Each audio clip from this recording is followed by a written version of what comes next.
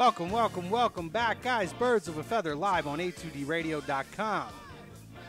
Live from the BMW of Atlantic City studios, BMW of AtlanticCity.com. First half brought to you by Gibson Mayer LLC, our certified public accountant. Tax season, guys, make them yours, because we know everything, the only things guaranteed in life are death and taxes. We got to pay, right? So, Gibson Mayer LLC, GibsonMayer.com. Back with you this week. We got Chrome. We got Chucks. Paulie's back from NBC Sports Philadelphia. Ryan Brodo over on the ones and twos. Ryan, thank you very much for all you do. Guys, it's been a crazy day in the NFL. We're going to hit the poll question from Scanzano Sports, scanzanosports.com. Which Eagles player will be most affected by the potential re-signing of Patrick Robinson when it happens? Ronald Darby, Russell Douglas, Rodney McLeod, or Jalen Mills? We're going to break into that. Join us on Facebook, YouTube, Periscope, Twitter, wherever you guys want to join us. We're going to be reading your comments. We're going to be responding to them. We're going to have a lot of conversation. Huge day in the NFL today, to say the least. Jesus, it was one after the other. Howie working his magic today. A lot of really good signings and guys who are positioning themselves in a nice spot. Pretty awful signings. Sure. From one being a former Philadelphia Eagles quarterback. Good Lord. So bad. Oh. Well, we're going to break down all these moves today from the NFL. We're going to talk about anything you guys want to talk about, so please join us in the chat. So, guys, huge day in the NFL. First initial reactions just as an overall kind of, not an opening day because there was moves last year, but knowing this is the day before everybody's got to position, or last week, right? Everybody's got to position themselves to get under the cap for the teams that are over the cap, and everybody's getting ready for Wednesday when we can finally start signing guys. Free agency opens up. How do you guys feel about all the movement today, kind of as a whole? I thought if we're going to look at teams that kind of had like a nice day, I thought the Bears had a Thank really you. good day. Thank you. Because I think it's similar to what – it's funny that Howie Roseman is now – he's made the model for how to do things. The Bears traded up to get the quarterback, the number 2 overall pick. That's just a coincidence. But they traded up to get the quarterback they wanted at number 2.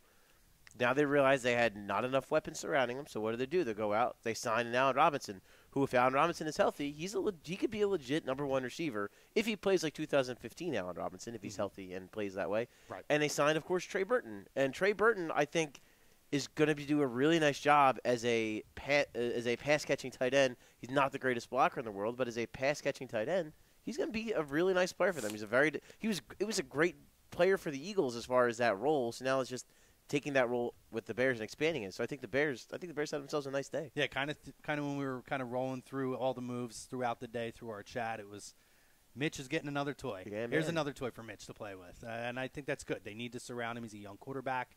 I was really impressed with the moves from the Bears today. Charles? I agree. My first reaction was the Bears they're doing what we did for Wentz last year. They gave him, first of all, a different coach to help in his development, and then now they're surrounding him with weapons where he needs to succeed. You know, they have the running backs, obviously, Jordan Howard and Trey Cohen. That was already in place. That was good. But then he needed receivers, obviously. So they went out and got, as Paulie said, Trey Burton, Allen Robinson, Taylor Gabriel. Taylor Gabriel, too. So Gabriel. They're also getting back Cameron Meredith. I mean, Kevin 2 years White. ago, and Kevin White. So you have those two. You have those two still coming back into the mix as number ones that they're not reliable. But with Allen Robinson here and Taylor Gabriel being that kind of like that gadget speed guy, those two in the mix, with that group of people, and obviously with Trey Burton, that's a good group of weapons there for Trubisky. So it's all set up for Trubisky now. I really, really liked what they did a lot.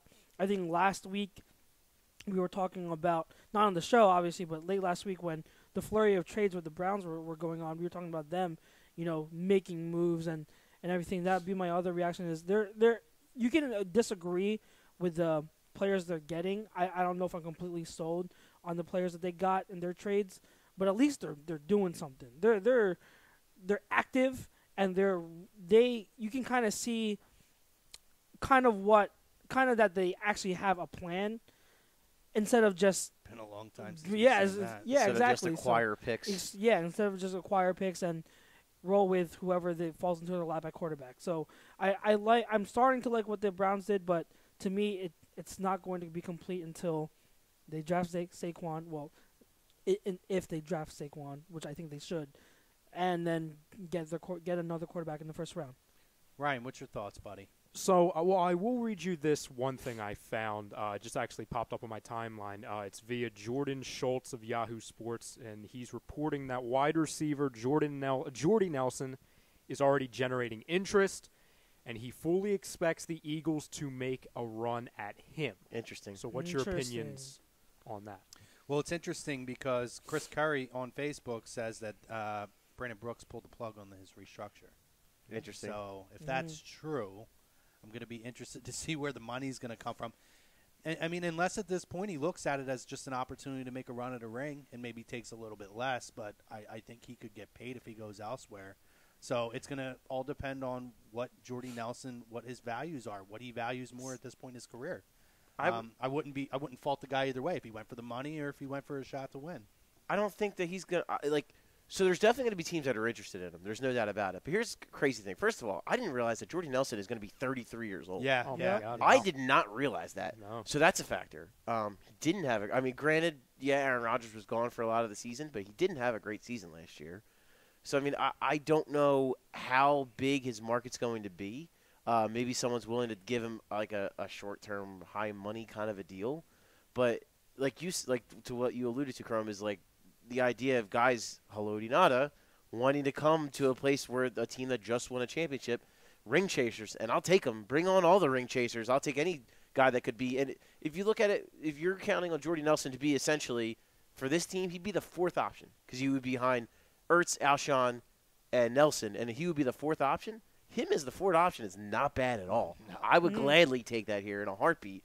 It would come down to money, and it would come down to how many years you wanted and what the market is surrounding him. I mean, as far as like a fit here, I mean, if the money's right, I take him in a heartbeat. No, and I think one of the things that we have to keep into perspective, we're not used to being in this position of being the champions where everybody who's a top name says, I want to play for the Eagles.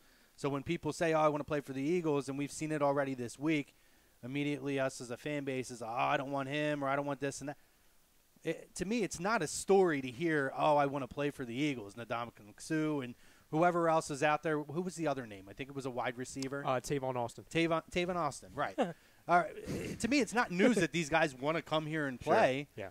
This is what happens when you're a winning team. That's why guys go to the Patriots. Guys like Brandon Cooks and all these other guys. I know he was traded there, but all these guys are wanting to go to a team like the Patriots or go to a team like the Steelers because it's an opportunity to win a ring. You have one of the young elite quarterbacks in the league, and everybody's seen it. Alshon Jeffrey last year was the first guy to go out as a veteran to be acquired and sit there and say, this kid's going to be something special. And not only that, he backed up with what he said by signing the extension. He saw the writing on the wall with this Eagles team. As a top-name free agent last year coming here, saying this team can win behind this quarterback. Again, obviously Nick Foles ended up finishing off the season, but we saw the amazing season that Carson had. So we're in that position that we're not used to being in, which is guys are willing to come here. And we talk about it with LeBron as in the NBA. When you see a team that has a chance to win, you're a veteran player, you've made your money a lot of times. Now it's, if I got a chance to go get a ring, I'll take the less money and I'll go there knowing that I'm going to be with a winning organization that has a shot for the next year or 2 years or 3 years.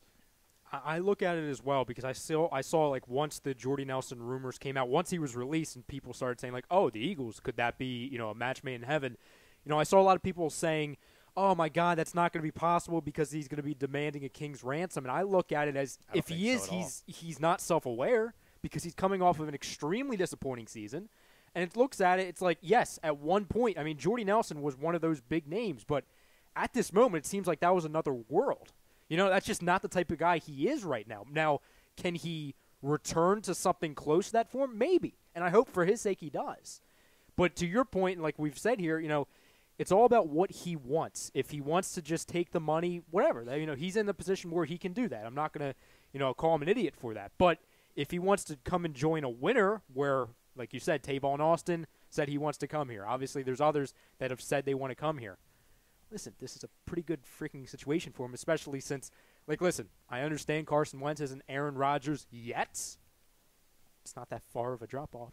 No. You know what I mean? It's not like he's going from Aaron Rodgers to Josh McCown. Mm-hmm. No, and if he wants to get another year or 2 years or 3 years out of him at max production, having a Carson Wentz behind you to be throwing you the football, that's the kind of situation you want to be in. And I don't know how petty Jordy Nelson is, but I'm a pretty petty guy, and I would want to see the Packers in the playoffs. And being on a team like the Eagles, who you know is going to go back to the playoffs, there's a pretty good chance you're going to see the Packers again, and I would like to be a part of that if I was him. Yeah. We talked all season about how this offense was set up to make others around just, not just the quarterback better. We talked about that. We talked about this offense, has a lot of variety in it. It can bring out the best, and whether it's a running back, whether it's a tight end, whether it's a wide receiver, whatever. And then you put on top of that how good this quarterback is.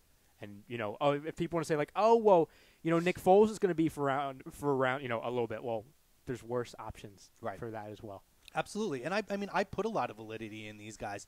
Like Sue, who, all right, whether we want him or not, do I believe that that guy's made his money? He's made he's made stacks upon stacks of money. Do I believe that he would come here and sign for maybe not the league minimum, but just above? If he had an opportunity to come here and play and win a championship, I kind of do. Sorry. And I don't think he's the only guy. I think a lot of these guys would come here. And Jordy Nelson, I put Jordy Nelson in that category. I think Jordy Nelson, even if it's just the initial, okay, I'm released, maybe he does get that initial, oh, maybe I can go out and get money. I think once the market unfolds, and he probably is going to realize he's not going to be able to make a king's ransom like you were saying, I think then you sit back and you prioritize, okay, I can make a couple extra $1 million here, or I can take $2 or $3 million less, sign with the Eagles, and have a shot at winning the ring next year. Yeah, I'm pretty sure shot at going back at the Packers. Jordy had a nice extension with the Packers, I believe. His last deal, I'm pretty sure he got some money. Yeah. So it's not like he's hurting or anything. It's not like it's a guy who's never gotten a deal. Like I said, he's 33 years old. So like he's definitely made. And there was a time where he was one of the best receivers in the league. Breaking news from Tom Arnone: Teddy Bridgewater to the Jets on a 1-year deal. There you go. There you go. There it is. Which is interesting because we were just talking about this, Charles, beforehand. Mm-hmm. Josh McCown re-signing today, from what I had read, was contingent on being promised the starting job. Really? I didn't see that. Even with them going after Teddy Bridgewater, he was told by the organization he would start. So maybe that could be a short leash. But it's interesting to me that the organization would promise him the starting job and then go out and sign Bridgewater.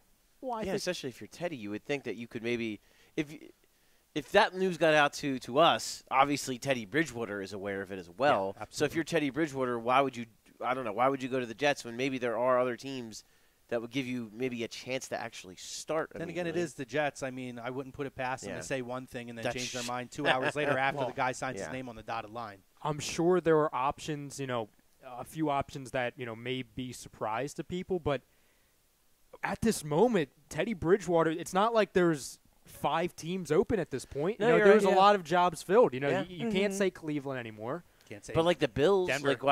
Well, Bills is Bills. That would be a nice logical fit, and they could still draft a quarterback. I don't know. Cleveland gone. Arizona obviously gone. Even let's Denver gone. What about the Dolphins with Tannehill? Like, wouldn't you rather be that backup, knowing that his knee could also explode at any moment? Yeah. Like, I don't know. Maybe they'll be able to figure out. I mean, the smart option, and obviously it's the Jets, so they're probably not going to go with it because it is the smart option. Is a quarterback, competition, obviously. Yeah. So that would be the way to do it, and then you're going to have the third quarterback waiting in the wings. Yeah, no. If you're them, you have to hope Josh Allen falls, because then that would be a nice situation to have those two in front and let Josh Allen hold the clipboard for a year. And again, that's sensible to me, but I'm just going by what I read earlier. Now, maybe that was misreported, but I read it on 2 different sources that said that part of the negotiation was he was told by the organization that McCown was going to start. So I would be wouldn't be surprised with the Jets to make a quick about face after a couple hours. But I'm going to go to Facebook. Some people chiming in on the poll question. Brian Daly says Russell Douglas. Ishmael Rodriguez says think Darby will be affected if Robinson resigns. Wayne Blackniak says that D-line is scary. Indeed. Frank Vespi, I could see Darby, but I hope that in Frank Vespi fashion, all of them don't get affected by Robinson's re-signing. You would hope. Of course. Greg Milakovic, what's up, fellas? The Sixers at the Sixers game right now, currently down 4 at the half. So they're considering they turn the ball over 20 times in the first freaking half. That's not bad. Yeah. He said, "I'll say Rasul just because he's the established. He's the least established of the group. Is the one that is a key contributor to the defense. Have fun, boys." Chris says McLeod is out. So that's Facebook there. I think. I mean, I would think maybe Jalen, just because I think he'll move into possibly a safety role. I think Darby is the guy that's going to get might traded. be the odd man out. Yeah. Let's not forget they went out and they bought in Worley as well. Yeah. So they've Worley. But I wouldn't. He's more of a depth guy who can maybe. But I'm just saying it's another body thrown in that we now know is going to be on the team. Yeah. I want to make this clear that I still my stance on Mills and Darby are the same as it's been since weeks ago. Yeah, we saw that argument. Darby is the better corner. Yeah. But I think Darby is the odd man out because I think he will drive we'll get more in return for Darby than I was going to say I think his value is much higher. And plus they're both on the rookie contract.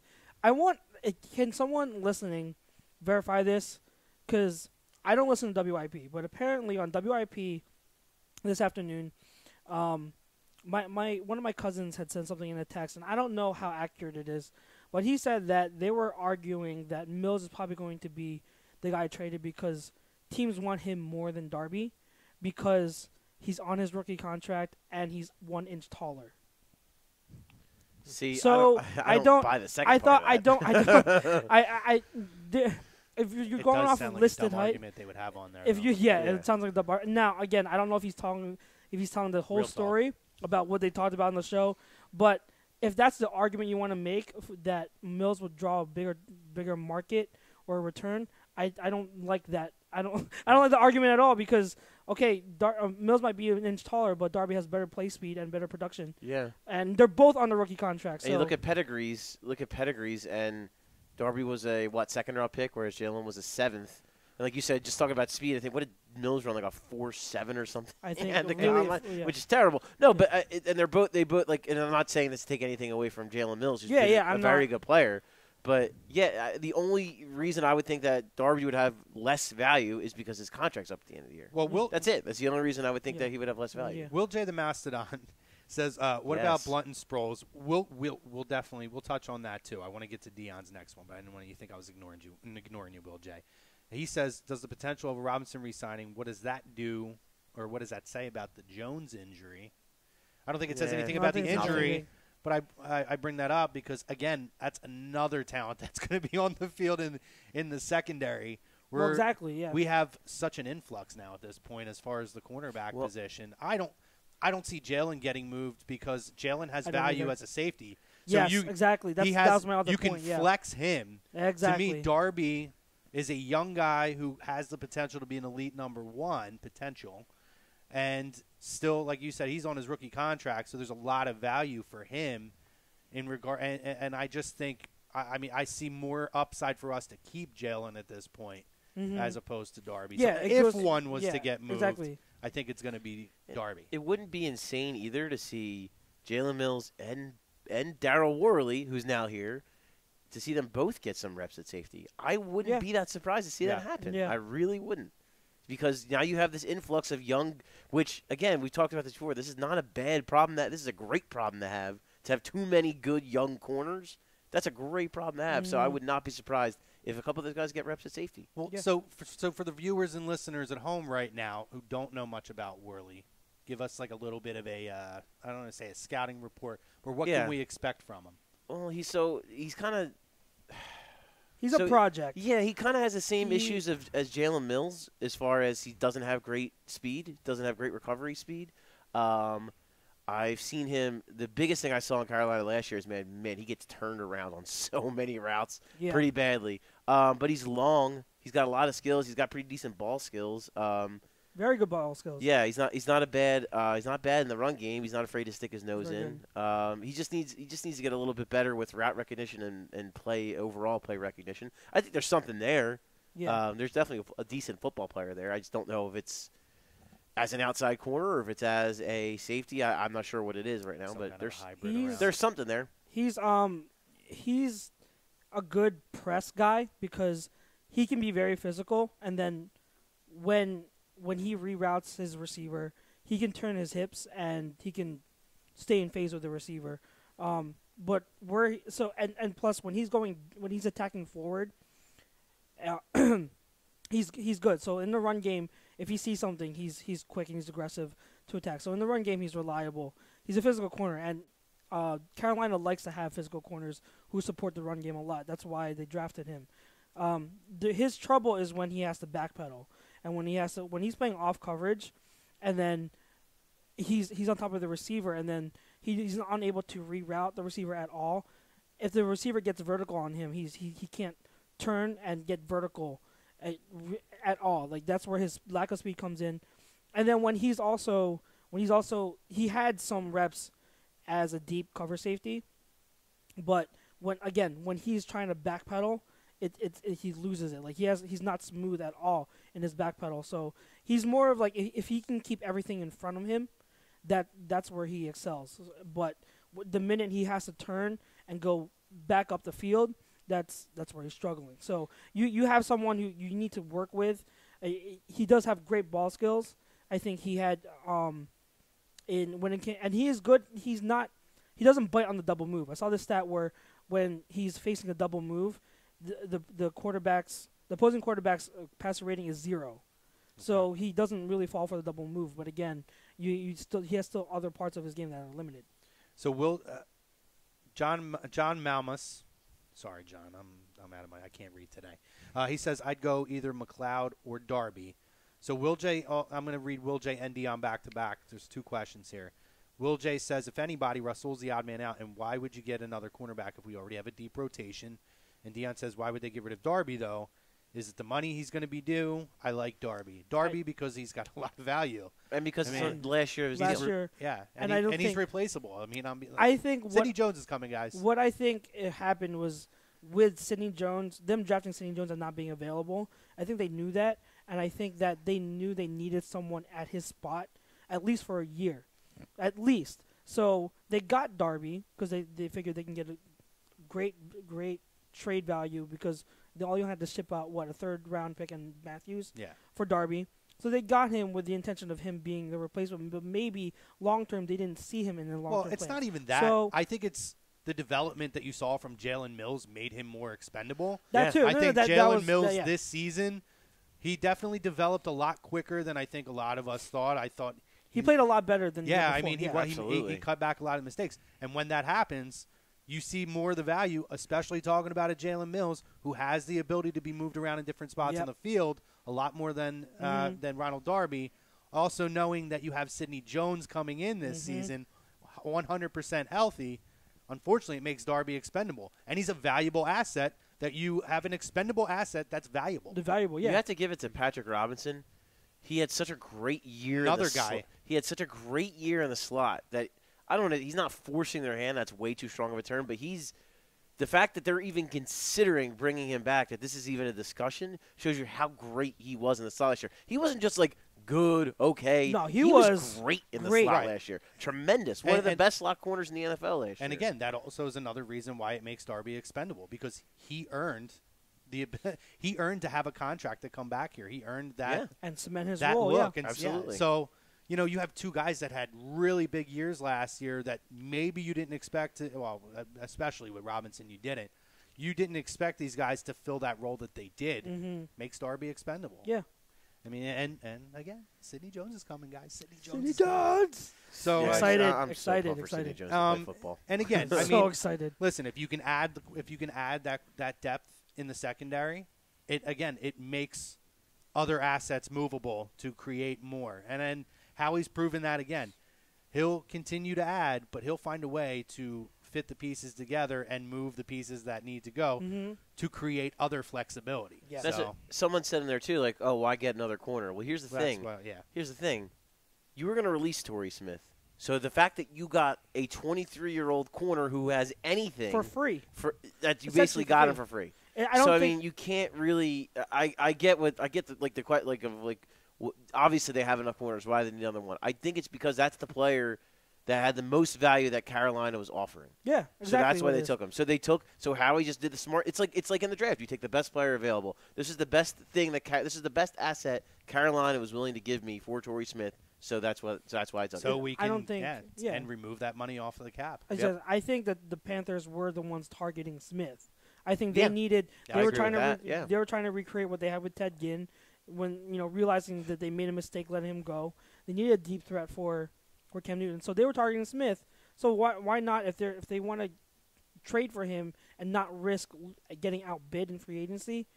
Why not just take whoever they're going to offer? It's for free. You're going to cut him anyway. Why not just get a player? I'm going to finish up Facebook, then I want to get to YouTube. Ryan, do you have something you want to jump in on? There's someone got signed, but you can read comments first. Okay. It's not that big of a signing. Well, Jarrett Turner says, "What's up, fellas? Fly Eagles fly. What up, Jarrett?" Marcos Levy says, Teddy, it's done. Jets 1 year. Odd man out, Darby or McLeod. That's where I'm at on Facebook. I promise we will discuss Blunt and Sproles, Will J. I promise I didn't forget about you, buddy. Charles loves his running back, so I'm sure we're going to have running back talk today. Rosca says Nick Foles is staying with the Eagles.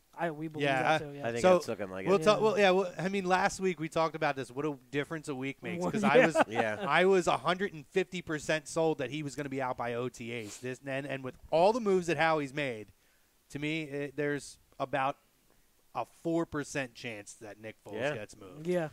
And that's only if you get a first-round pick for him. It'll probably take the same situation that got Sam Bradford out of town. It would probably take a quarterback getting hurt and a team being desperate. How much you want to bet it's Bradford that gets hurt? And there's only one team that he could go to now. Bills. Yeah, Bills. Yeah. That's it. There's only one team. I mean, they are the ones. The Bills were the ones that were coveting him that offered the second round, and what was the other?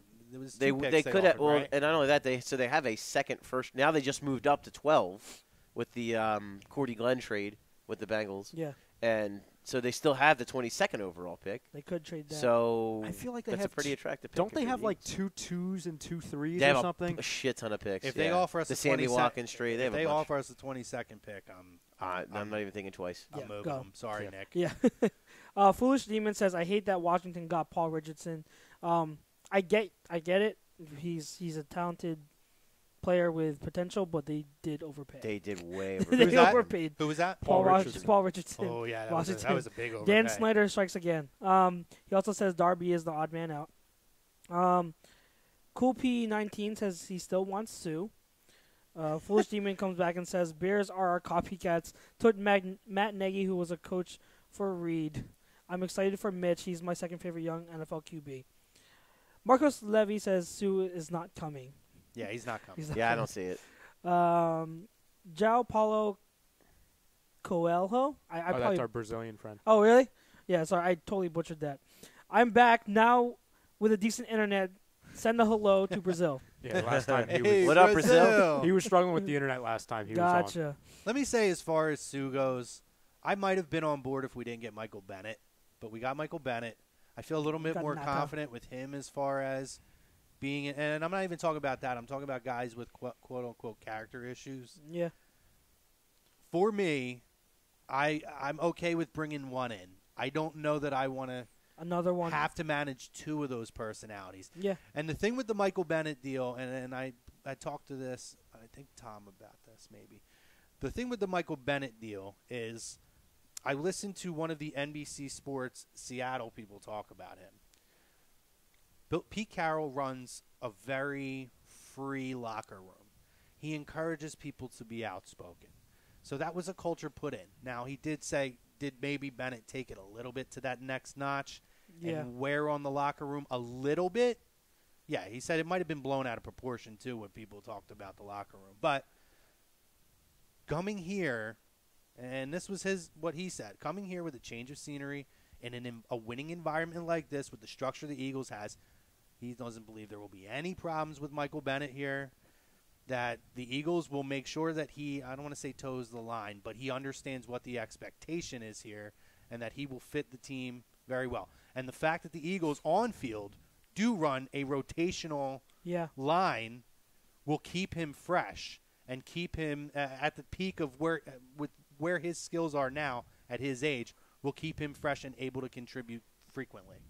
So I take value in what a guy like that says. No, if a guy that follows the team is around it every day, absolutely. Right. Yeah. He said it was a great move for the Eagles, and he said it was great for Bennett to go to a team like the Eagles and have a fresh start. Yeah. Winning cures all, man. If you're a winning team, that's going to help the environment. You know what I mean? It all stems together. Like with Seattle, everything was great when they were winning. We had how many conversations and read how much bullshit about Jay Ajayi and his character issues coming to Philadelphia. LeGarrette Blount too. And LeGarrette Blount. We have dealt with it. We dealt with it numerous times last year, hearing about this. And you know what they did? They came in.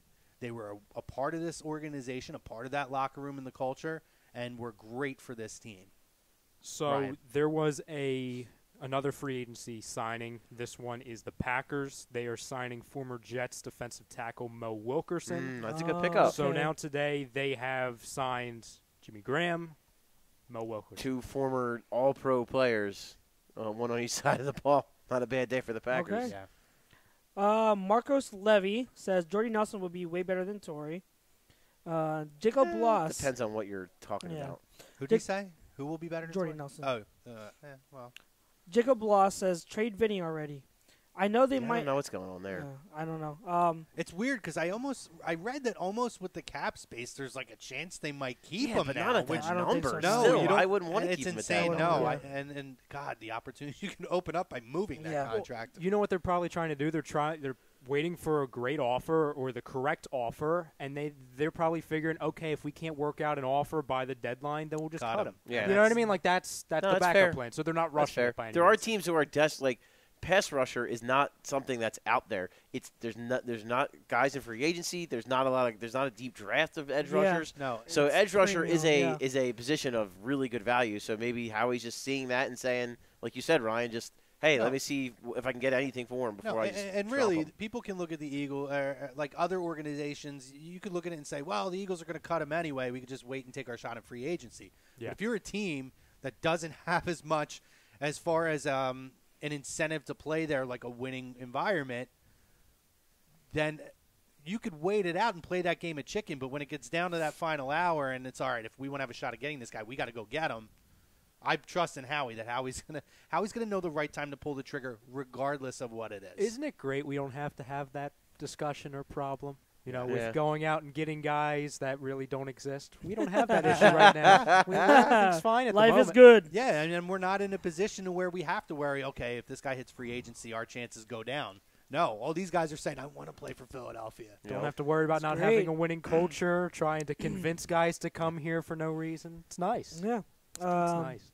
Jacob Bloss also says, I know they may be too much, but would you guys want Austin Seferian-Jenkins and Jordan Matthews? No, I know Jordan Matthews. we all talked about last week. We are all so out on Jordan Matthews. I wouldn't really want Austin Seferian-Jenkins either. No, I wouldn't want either. I'm not really interested in him. Yes, I actually don't. I think he's a pretty good player, but I wouldn't be. I'm not interested. Agreed. Yeah. He's had his issues. I don't need that. I'm good. Yeah. Agreed. Hashtag agree. Yeah. Foolish Demon does say Jalen could move to safety, but we have McLeod making money still. I think Mills breaks out this season. I think McLeod. What do you guys think the chances are that both Darby and McLeod get moved? Mills goes to the safety. I don't know that they're going to do that. I don't know That's that they a want lot to of make movement. that. Yeah, That's right? a lot of change in the secondary of guys who were key contributors. And the thing is, it's all rotational. So you can, Jalen wouldn't specifically just go to safety. You can rotate him in and out of safety with McLeod, and continue to have him out on corner. And I think everybody's just a little too quick to want to just. I get that Rodney McLeod makes a shit ton of money. His cat number goes way up. But he's a pretty good football player. Yeah, let's not just go into. He had a couple big plays. I mean, they power bomb. The power bomb play that was huge. In general, the Batista bomb. In general, the secondary did not play well in the Super Bowl, but he made a couple big plays, and he made a couple big plays during the season. Like I'm not just ready to. He has a knack for being around the ball. Him and Bradham. Yeah. I mean, every time you turn around, one end or the other, we're around the football almost every play. I'm not like eager to get rid of guys who are still in their primes, who are big-time leaders, who play important positions. Now, it does make I'm not really like all in to just get rid of guys like that. But with all the moves they made, so they restructured Lane. They saved about between $7.5 million with Lane. 7.5, I think it was. Yeah. They cut Selleck. That saves $4 million. Hopefully the Brooks thing isn't true and that they can restructure that because that would save $5 million. But you save what, 4 with Torrey? Am I right about that? Something like. I know that after Torrey, after the Brent Selleck release, they were cap compliant at that point. Right. So basically, anything they do, like Nada's deal. I mean, I don't know how much they're gonna. Nada's probably gonna get something like Chris Long got. He'll probably get something. Right. In like the 2.5 range, so it's not like they're gonna have to give him anything crazy.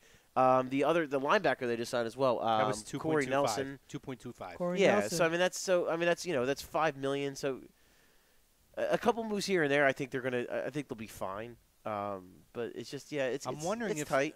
It's gonna be tight I do wonder if they're working to try to clear room to re-sign Bradham. No, I'm going to go ahead and say no. I'm just. I don't think there's any chance. I'm curious because I'm surprised that Bradham wasn't already scooped up. What do you guys? What? It's a Anthony two-part Hitchens question. got $9 million. Huh? Anthony Hitchens got $9 million a year. Jesus. Oh my God. And Nigel Bradham is a little older, but he's a much better football player than Anthony Hitchens. So there's that. This is kind of a two-part question. A, what do you think is going to happen with this Jason Peters thing, and what would you do? Because that's a factor. So I'd still keep him. Yeah, I think the best bet is still, and I've talked about this before on here, is that an extension is the best bet. An extension to where you can give him a signed bonus in year one, meaning next year. So his cap hit goes from like $11 million to like $2 million or something like that. Similar to Lane. Kind of similar, yeah. And then just Lane ended up making the same money. They just restructured it so a big portion was a cap bonus. But in this case, it would be you're giving him an extension because Peters is only signed for this year. Exactly. So you give him the extension so that you can move some of that money over into year two. But he's still getting paid, and you're giving him more guaranteed money. Yep. So I think that would be the move. I don't know what would be. Maybe we'll see. I mean, maybe before 4 o'clock tomorrow we'll see that. Who knows? So on Instagram, I followed Jason Peters, and he put a post out. This is how I found out that Brent Selleck was getting cut, and he made sure he put in there that he was the final remaining last one standing bodyguard. Yeah, to where it's like, okay, well, you think you're staying, Jason. I hope that's because you worked some things out. Like, you know what I mean? Right. Let's talk about the Selleck thing for a minute. I think we all can agree that Selleck probably should have retired. I agree. I think that I don't know if anybody's going to sign him. Do you think that somebody will take a flyer on him? Kansas City could maybe use a blocking tight end. So all right, maybe Kansas City. I look at the Selleck thing as him. Tie-in. Sixers just sorry, it should have 3. Sixers update 5.5 left, 71-71 in the third quarter.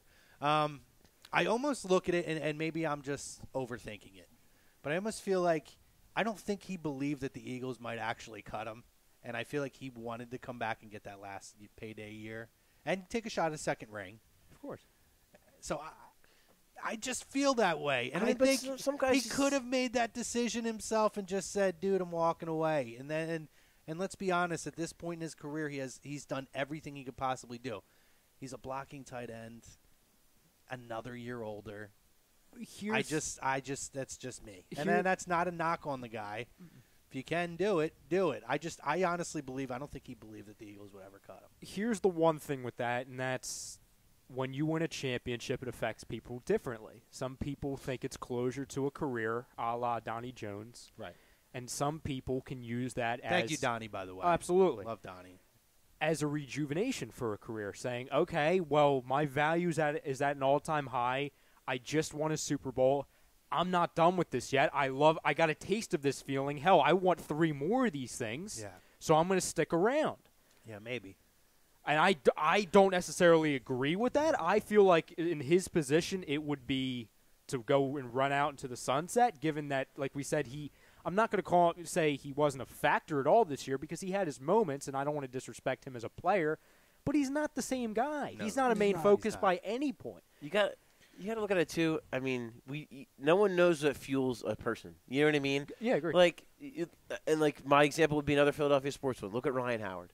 Yeah. We all agree Ryan Howard should have retired already. Yeah. Like, what is he? And he just keeps trying because there's just something inside of him that's burning that says, I want to keep playing. And you just can't. Some guys, and like it's crazy because some guys just know. And then another good Philadelphia sports example, I'm a little bit ahead of Ryan's time here, but you guys might remember this. We were very young still, but Mike Schmidt. Yep.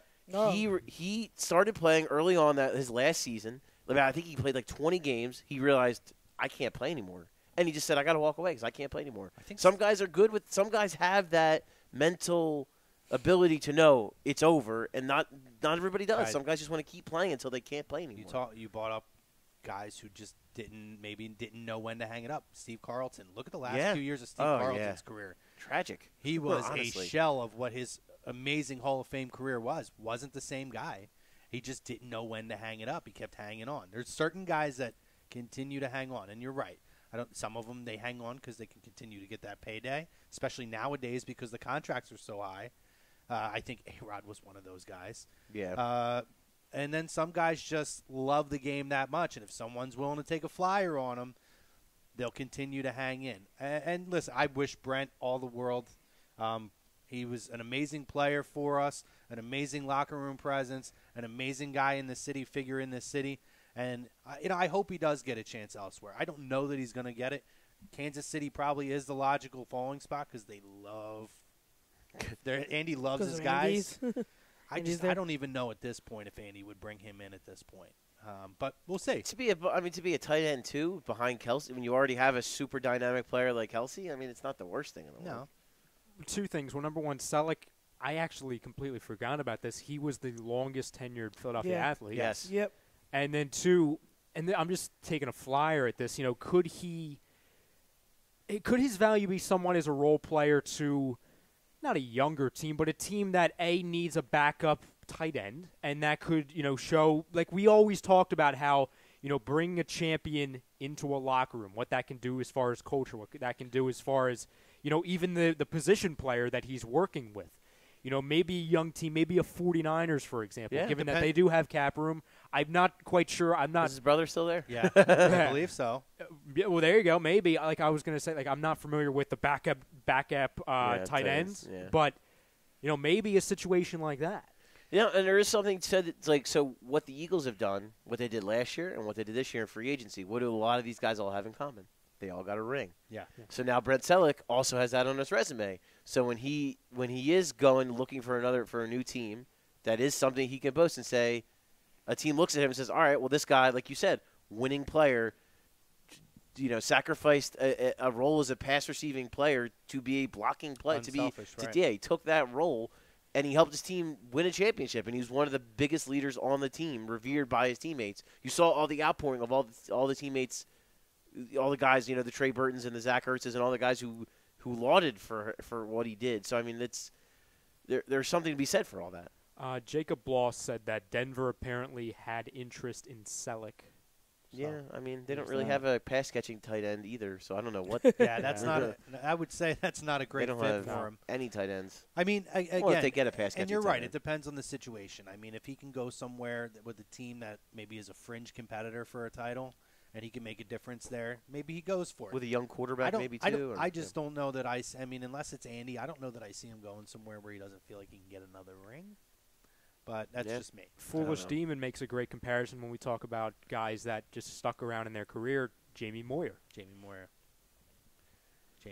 Well, that was a weird one because, I was going to say his best years were after he was 40. In fairness, he looked like he was done 8 years before he was actually done and then recreated himself. But I would agree in the sense the last 1 or 2 years were pretty rough. When he was with the Rockies and he tried to play. It was a little rough. Ugly. Yeah. I'm going to go back to Facebook here. Dion Brown, we need another tight end. I understand the Eagles like Billy Brown, but he's the unknown right now. What's going to happen with that position? See, I think they need a blocking tight end. I put out my first Eagles 7-round mock this weekend, and the one thing I did have them doing was addressing that in the 7th round was them getting a blocking tight end because they need that. Because if you're gonna, because I know a lot of people. The big one I keep hearing is everyone wants Mike Gesicki. I get it. He can't block. He's a freak. He's a really good pass catcher, but man, he can't block. You can't block him and Zach Ertz on the field at the same time, and then Billy Brown is your third tight end. Who's blocking? You need a tight end. A tight end has to block sometimes. Like, especially you need to have that. If you're when you're gonna have him in there, or is in your 12 personnel. So you have to have one tight end there that needs to block. Yeah. It's one thing if he was your starter, because you can have someone behind him. you still have him on there in 11 personnel, stuff like that, where it's a single tight end, where he doesn't necessarily have to block, but you're going to have him. He's the second tight end. You're going to have him there in packages where he's going to need to block. So his role demands that he's going to have to block well. So I get it. I watched more film of Gesicki this past week, and I'm telling you, his from a technical standpoint, his route running is worse than I expected. So I bumped him down, and I put Dallas Goedert ahead of him on my rankings. Yeah. I just think Goddard's a little bit more polished and more well-rounded. Like, you have Does he block? Gesicki. Yes. Yeah, he's okay. He's not decent. bad. Yeah. So there's something to work with. Yeah, there's something to Yes. work with. Exactly. And Gesicki, with him, he's more someone where you're gonna have him more so detached from the line, whereas Dallas, he's moved out to every single spot where tight end can go. He's moved at on the line, within the formation. He's been split out to the slot and even split out wide. So he's more versatile. He's more well-rounded. I think if you're going to make an argument for a tight end in the first round that you want the Eagles to take, you go Dallas over Gesicki. Jared Turner says we are keeping Foles. Sweet. Marcus Levy says Bills are going to trade into the top 5. Could they trade? Could they package those picks and trade in? Absolutely. I could see that doing happening. What we did for Wentz, yeah. John Malmus says, as you see, no one is giving us a first-round pick for a backup quarterback. That's very I close-minded. was gonna say I almost don't even want to say anything to that. 'Cause Yeah. come on, dude. John, that's close-minded. It's a buddy. Come Super on, man. Bowl MVP, for God's sakes, dude. Like, that's not nothing. Come on, it's ridiculous. There's, And there's a little bit of a middle ground because I know we were like, yeah, he is the backup in terms of he's expendable. You can trade him if you get a good offer. Yeah. But you're not going to, at the same time, No, and we don't ignore it, and we don't ignore the fact that he was a We Super Bowl ran MVP. through. He's a We backup. all ran through every quarterback in this league. Yeah. What did we say? Like top 20? We He said. was- We all he had was him 20. around 20. He was ranked. 20, yeah. He was. Which- I think I had him at 19th. Which means he's easily a starting quarterback in this league if Yeah. he's not the And backup to the MVP of the league. Exactly. And again, My God. And again, the thing we have to consider when we talk about Foles, the disaster in St. Louis, I can't put that on him. He was with Jeff Fisher. It was a really bad situation for him and for Case Keenum. Yes. Did And none of them any Sam favors. Bradford for that. But what does happen there is when you go to a situation, and that does happen, you have to go somewhere and reestablish your value. He went to Kansas City. Didn't really have a whole lot of opportunity with Kansas City. He played well in the little opportunity. reworked did In the have, little he actually. did. Yeah. Came to Philadelphia, and when he was given the opportunity, he stepped up into a starting quarterback role and took the team through the playoffs and won the Super Bowl MVP. That is better than a backup quarterback. He is a backup quarterback on the Philadelphia Eagles. He is not a backup quarterback on 12 teams.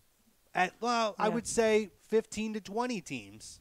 Well, no, Well, because we 10 to ranked the top 15 on Yeah. 10 to 15 teams. Yeah. He's not a backup quarterback. Correct. And Yeah. now with the way that everything's going, if Josh McCown is a fucking starting quarterback, that might be another team I take Yeah. off that list. I mean, it's very closed-minded to look at that. It's looking at things black and white instead of seeing everything. It's Yeah. thinking inside the sports box and not outside the sports box. It's just amazing how people forget so quickly. You know what I mean? I don't think that's a forget. I don't think he means it No, totally no. like that. I just think it's a very it's a naive way to look at it. You got to consider the whole picture. No, Yeah. I'm not commenting. You know, You're just at saying in him. general. I'm just saying in general You're saying because in I've gen- seen no, I it the agree past with 2 that. weeks. Yeah, It's I've seen a lot of absolute- that, It's too. amazing to me. And I wouldn't put it past the team to step up and make that move. Teams are going to need quarterbacks. Right now, teams don't want to part the teams that need quarterbacks and need their draft picks still. So they're going out and signing guys because they don't want to give up. They have other holes to fill, and they're looking to build it through the draft. But I can guarantee you there's going to be a team and I don't want to say guarantee. I wouldn't put it past a team to step up and offer a first-round pick. And I wouldn't put it past Buffalo, do the especially as all these guys are coming off the board, to up the ante. They already offered a second-round and a late-round pick for him. So now the pressure's on because everybody else is falling off the board. I have a question for you guys to go back to what you guys said earlier, to where if I believe Chrome, you said that if the Bills offered like the 22nd pick or something along those lines to the Eagles, you would take it in a heartbeat and say goodbye to Nick Foles. Yes. My question is, because we had a similar conversation last week when we were talking about, maybe we'd rather have Fitzpatrick, get Bridgewater, Bradford. Well, they're off the board. Right. So it's kind of like everybody's off the board. Are we as comfortable saying that now, given we don't have those options anymore? And especially now, if I'm moving him, I need a first-round pick. That's the only thing. I wouldn't even consider pick 33. I want a first-round pick for Nick Foles or no dice. Mm-hmm. That's it. There's, like you said, all the alternatives we ran through. They're gone. And especially now seeing what a fucking dumpster fire that Sam Bradford contract was. I can't, dude. The fact that the Cardinals would rather pay Sam Bradford $20 million than give up, like, a couple second-round picks for Nick Foles. Yeah. Like, and I'm a Sam Bradford guy. We've all agreed on that. We're all Sam Bradford guys. But my God, how can you rely on him to be a starting quarterback and pay him $20 million freaking dollars? Yeah, I don't know. Cardinals unbelievable. Dean Jones says, not sure, but I think the longest-term sports figure in Philly now is Giroux, which correct. I was thinking, right? That's correct. I think it's him and then Peters, right? Mm-hmm. Something around there. Yeah. Because the Phillies and Sixers don't really. I think literally Joel Embiid is the longest tenured Sixer now. At this Ishmael point. Rodriguez says, did you guys hear about Odell Beckham Jr.? We did. We could talk about that later in the show. I don't want to dive into that right now. But we definitely saw the video. Well, we heard it. We saw it. We heard it all right. That's not one of those things you had to hear it. You could see it. Yeah, we saw it. You could see it right in front of your face. That pizza still gives me nightmares. I was going to say, most disappointing thing. Man, that pizza you play in New York. What are you doing ordering Domino's pizza? Like, what's wrong with you? Well, wait. I think he was in Paris. I have it on good authority, was he in guys. Paris? Yeah. Oh, I'm sorry. Fashion That's week. But that's even worse. Even worse. It wasn't, that's even worse. Yes, it wasn't you're even right. that, guys. I had it on good authority that was not a Domino's pizza from a Domino's employee who was able to do the – we talk about the eye test. He did the eye test and said – that ain't Domino's. That's even shittier quality than Domino's. That's like the hotel pizza. Well, that's the hotel pizza. It's Domino's in Paris, so their standards probably aren't the same. That could be. It could be a little bit of a different quality. Les Domino. Les Domino. But no, we definitely. Yeah, we saw, and that is funny though, because that was of all of it. That was the most disappointing thing. Everybody's like, "What the fuck kind of pizza is that?" But So I just want you to know that Joel Embiid got a technical foul for playing patty cake with Lance Stevenson. I hate the NBA. Dude, it was so bad. I hate the NBA. I know. Well, then the next possession, Embiid flops and gets a foul call, so I guess you can't really complain too much. Taryn White asked, what was the verdict of the situation? There's no verdict. We haven't heard anything. Right now the league's investigating, so we'll have to see what happens with the Odell situation. I don't think much is going to happen. Mike Parker says Odell needs to stay away from I'm not reading that, Mike. I'm sorry, buddy. I'm not reading that, Mike. Can I read it? Can I just turn it my way? I won't read it out loud. I'm saying if Howie can get a number one for Sam Bradford, he should at least get that first Super Bowl MVP. I absolutely agree with that. And Deion Brown says NFL Network is reporting the Eagles could be a landing spot for Jordy Nelson. Yep. Ralph Delavecchio, what up, guys? What up, Ralph? Ralphie D. Ralphie. No, and again, that is a fair point with the Sam Bradford thing, because you're talking about, and again, Howie, you were talking about, can the Eagles get a first-round pick for Nick Foles? He went and got a first-round pick for Sam Bradford. Come on. He sure did. Just wait it out. Tony, got a first and a fourth. Sam Bradford's going to be the one that's going to get up hurt. And we're going to trade him to the Cardinals. Oh, wait. I will read it because it's actually pretty funny. It's funny. I didn't read the second half of it. Mike said Odell needs to stay away from the white girl, not referring to the actual Caucasian woman on the bed next to him. That wasn't no pixie sticks laying there, guys. Real quick before, hold on, real quick. Yeah, just want to answer Foolish Demons one question. He's asking for any scouting on Corey Nelson. I'll be honest, I wasn't too familiar with him, but I did see a tweet from Jeff McClain who did give a little intel. He said he's a solid cover linebacker who can handle running backs out of the backfield, was moving toward a bigger role with the biceps injury. And then PFF did have a stat where it was the lowest passer rating allowed by a linebacker in 2016. And Jordan Hicks was at the top, but Corey Nelson was second behind him, and then Wesley Woodyard. So he's a pass covering linebacker. He could find a role as the third linebacker, and since we played predominantly sub packages, maybe that's enough for him. But I mean, we'll see. That's what he was. Yeah. So that's what, like Denver. Denver has a pretty decent linebacking core, but he was their nickel and dime linebacker. Yeah. Like when they had one linebacker on the field, he was the guy. So if you're looking for a pure coverage linebacker, he's the guy. It's their linebacker situation is going to be interesting because you're obviously going to come back with Hicks. You're going to come back with – you still have Michael Kendricks on the roster for now, whatever. I don't know. Now, every other year, there's something trade with him. trade talk. You get this kid Nelson who comes into the fold. They still have Nathan Gary, who I happen to like a lot, and I'm interested to see what kind of role he's going to have next year. And then I still think they could draft one too. So, Mike, your comment was fine. I just didn't read the whole thing. That's why I was like, wait a minute, and I stopped, and then I went back and read it. I was like, oh, that's not bad. It was a funny joke. That's really funny. So as much as we want to make fun of Arizona for getting Sam Bradford, add along Mike Glennon to the Arizona Cardinals. Oh, my God. How much money does it say? Because I want to Tom see how sent much me a text, and I don't know if he was kidding, but he said they owe him $10 million. I will island confirm when I get of misfit quarterbacks. Wait. So he got $10 million, and Sam Bradford got $20 million. $30 million. $30 million for two shitty backup quarterbacks. Two scrubs. I don't think Bradford's a scrub, but a $20 million price tag, he's a scrub. I'd rather for $20 million. I will rather confirm give when. I mean, there's no confirmation. That's passing off a real X as a Rolex. I'm gonna see if I can find something here, but yeah, you guys. And then the other thing, the Ravens are expected to sign Redskins free agent wide receiver Ryan Grant. It's a 4-year deal worth $29 million with $14.5 million guaranteed. Who's signing him? The Ravens. Okay. He gets a $10 million signing bonus as well. You know what? Ralph Delavecchia said, I'll take Jordan right now, but only give him 1 year. Injured too much. And he said, and the Cardinals are signing Mike Glennon. LOL.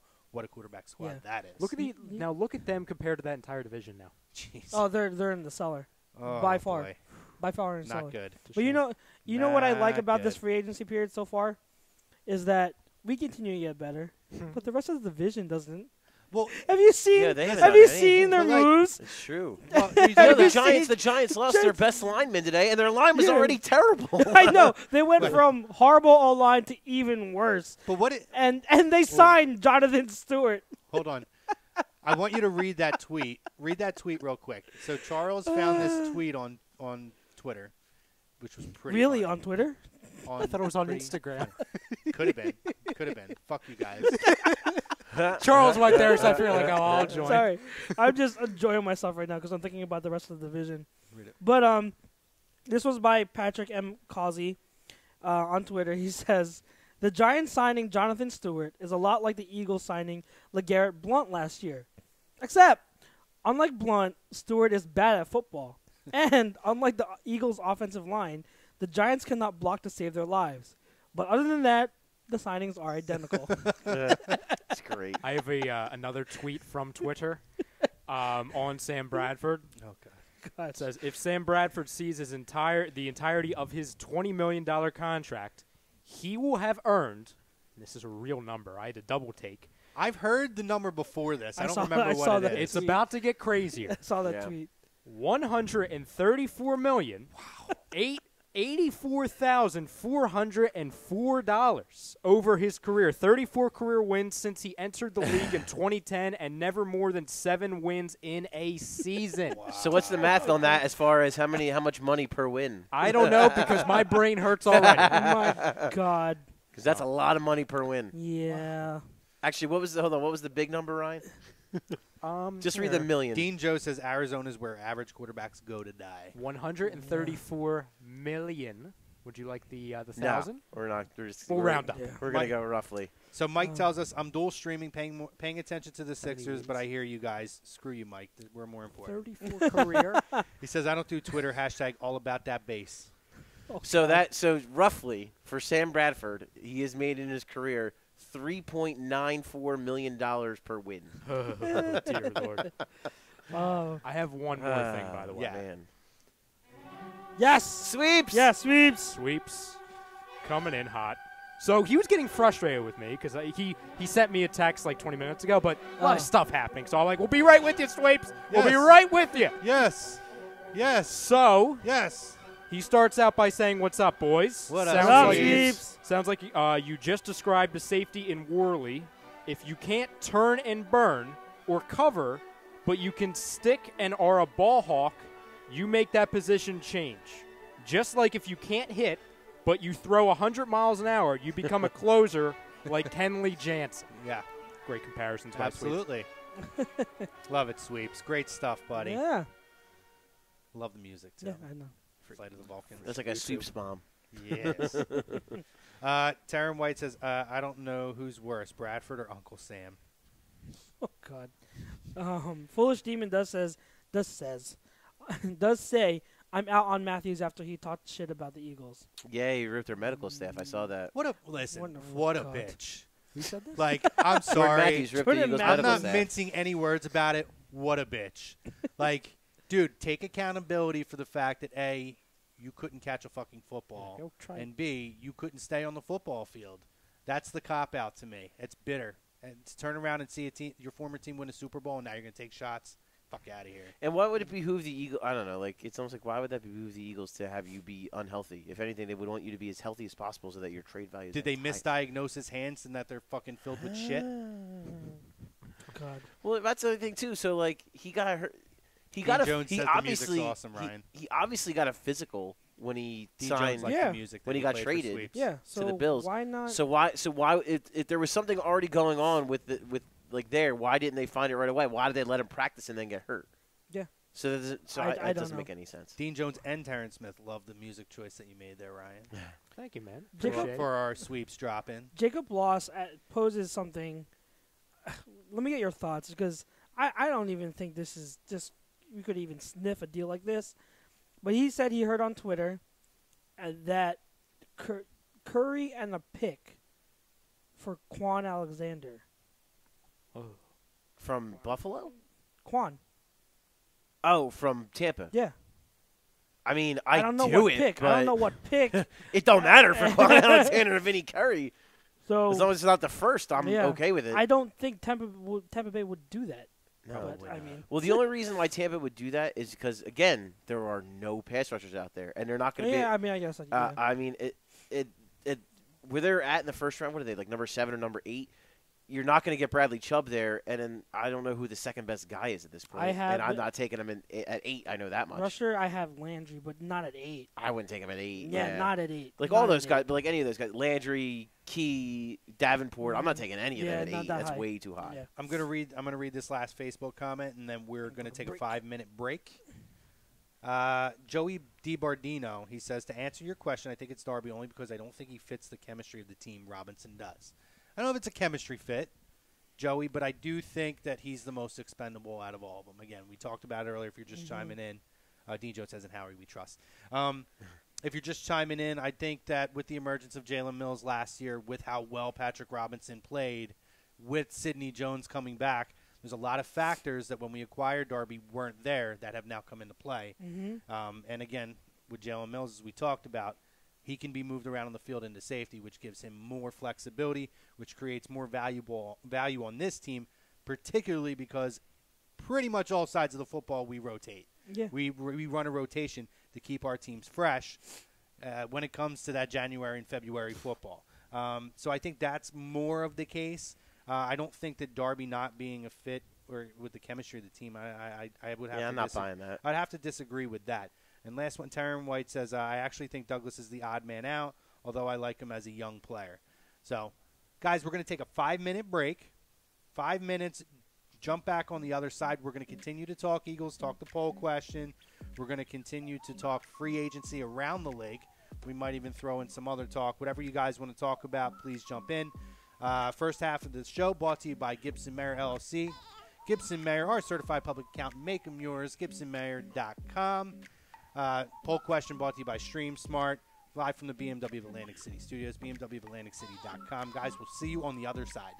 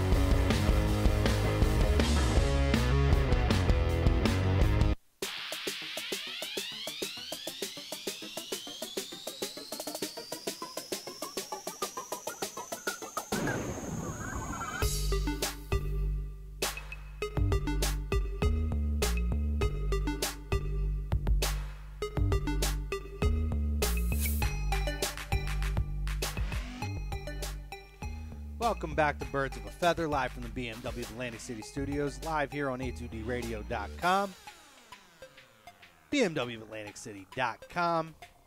Second half brought to you by StreamSmart, StreamSmart.com. Our Scanzano Sports poll question: which Philadelphia Eagles player will most be affected by the re-signing of Patrick Robinson if or when it happens? Ronald Darby, Russell Douglas, Rodney McLeod, Jalen Mills. Or if you think somebody else is going to be affected. Join us on Facebook and YouTube. Thank you guys if you were on Periscope for joining us there. Chrome, back with Chucks, back with Paulie. Paulie's excited. Damn it, Charles are killing me with this damn God. cord. Paulie is very much invested in the Sixers game right now. We got Ryan Brodo over on the ones and twos. We talked a lot in the first half about free agency, particularly Eagles. We're going to focus a little more around the league. I think we're going to throw some Jake Arrieta talk in a little later in the show. So, yeah, join in. That's right, the Phillies did a thing. Yeah, the Phillies did a thing. Yeah, I mean, we might forget because of the week we had, but, yeah, the Phillies went out and did a thing. Pretty damn big thing. Pretty good thing. And that was something that we talked about a lot as far as what the expectation, what you would bring him in at, seemed to fit right around there. So we'll get into that. But let's continue with free agency. So, Ryan, did you? Well, I had one question for you guys, but if you wanted to get into something, I can wait. It's up to you. Whatever you want to do, Ryan. I was going to ask, in your opinion, which was the worst, other than Sam Bradford? Okay, all right, because we were about to Mike be quick Glennon. with Now that. I got to throw that in there. Which was the worst quarterback signing so far? Oh, you want to limit the offseason? quarterback? You can. I was going to go quarterback, then I was going to go big. Okay, quarterback. You can just start big. It's your show. You can go big. Let's see. Other than the Cardinals, because obviously that was just like we said. That's a tire fire. Man, that's tough. I don't hate any of the other. Yeah, I don't know. So you guys can. It's fine. I'll take the heat for this one. There might be irrelevant ones, but I don't think. I think Case Keenum outside. He was in a perfect situation last agree. year, and now going into Denver, I don't think that is a perfect situation. And granted, he's got two very good receivers. Yeah, I agree. But I just don't. I don't know. And they're going to draft a quarterback, and they're going to draft a quarterback pretty damn high. So that's. I don't know. It's not like a horrible signing by any stretch because they needed some type of bridge quarterback. But yeah, I don't think I dislike any of the other quarterback signings. I mean, some are, some worse than others. But yeah, some are just whatever. But no, I mean, to me, it's clear, and I know you said other than them, but Arizona to me, like you talk about winners and losers in free agency right now. Arizona is a huge loser to me right now. Yeah. Massive loser. $30 million invested in those two. Like that's just bad. Meanwhile, the Jets, I would much rather have McCown and Bridgewater than Bradford and Glennon, especially for that number. Listen, McCown wasn't that. He had a solid year last year. I mean, they won how many more games? I mean, people were saying they were going to go 0-16, and they were. Yeah, they were okay. Yeah, they weren't terrible. Yeah, and it's just then Bridgewater gives you something like a little bit of a potential for the future, maybe. Who knows? And then you draft a quarterback too. I mean, they out of all the teams, if you were to talk about like the best, I think they kind of set themselves up the best for the future, as far as they have a veteran that they already know can play, can fit in their system, blah blah blah, all that. They have Bridgewater, who's a guy who might have some potential, and they're still open to maybe possibly drafting a quarterback. Man, Christian Hackenberg. What did you think of Christian Hackenberg when he first came out? Because I actually kind of liked him, and now he's just terrible. He couldn't even. He was the same guy that. Before this offseason, before this previous season, he couldn't manage a huddle or something ridiculous. Like they kept kicking him out of the huddle in workouts or something really ridiculous. And then let me see. So you have the Jets signing those two quarterbacks, or re-signing obviously McCown, and then signing Teddy Bridgewater. You have Tyrod Taylor going from the Bills to the Cleveland Browns. Obviously, I saw a lot of that. It's fine, but that might get them to 5 wins. You know what I mean? Like, it's not going to. Well, it's better than 0. Oh, exactly. I mean, people were saying, the playoffs. Like, we were saying that about, like, if they were able to get Kirk Cousins and if they draft Saquon, like, they're going to be better just because they have somebody. Sure. Yeah. And the good thing with Tyrod Taylor is he doesn't throw a lot of picks, so he's the exact opposite of what Deshaun Kaiser was, unfortunately. Right. And obviously Deshaun Kaiser then goes to the Packers. That's which, weird.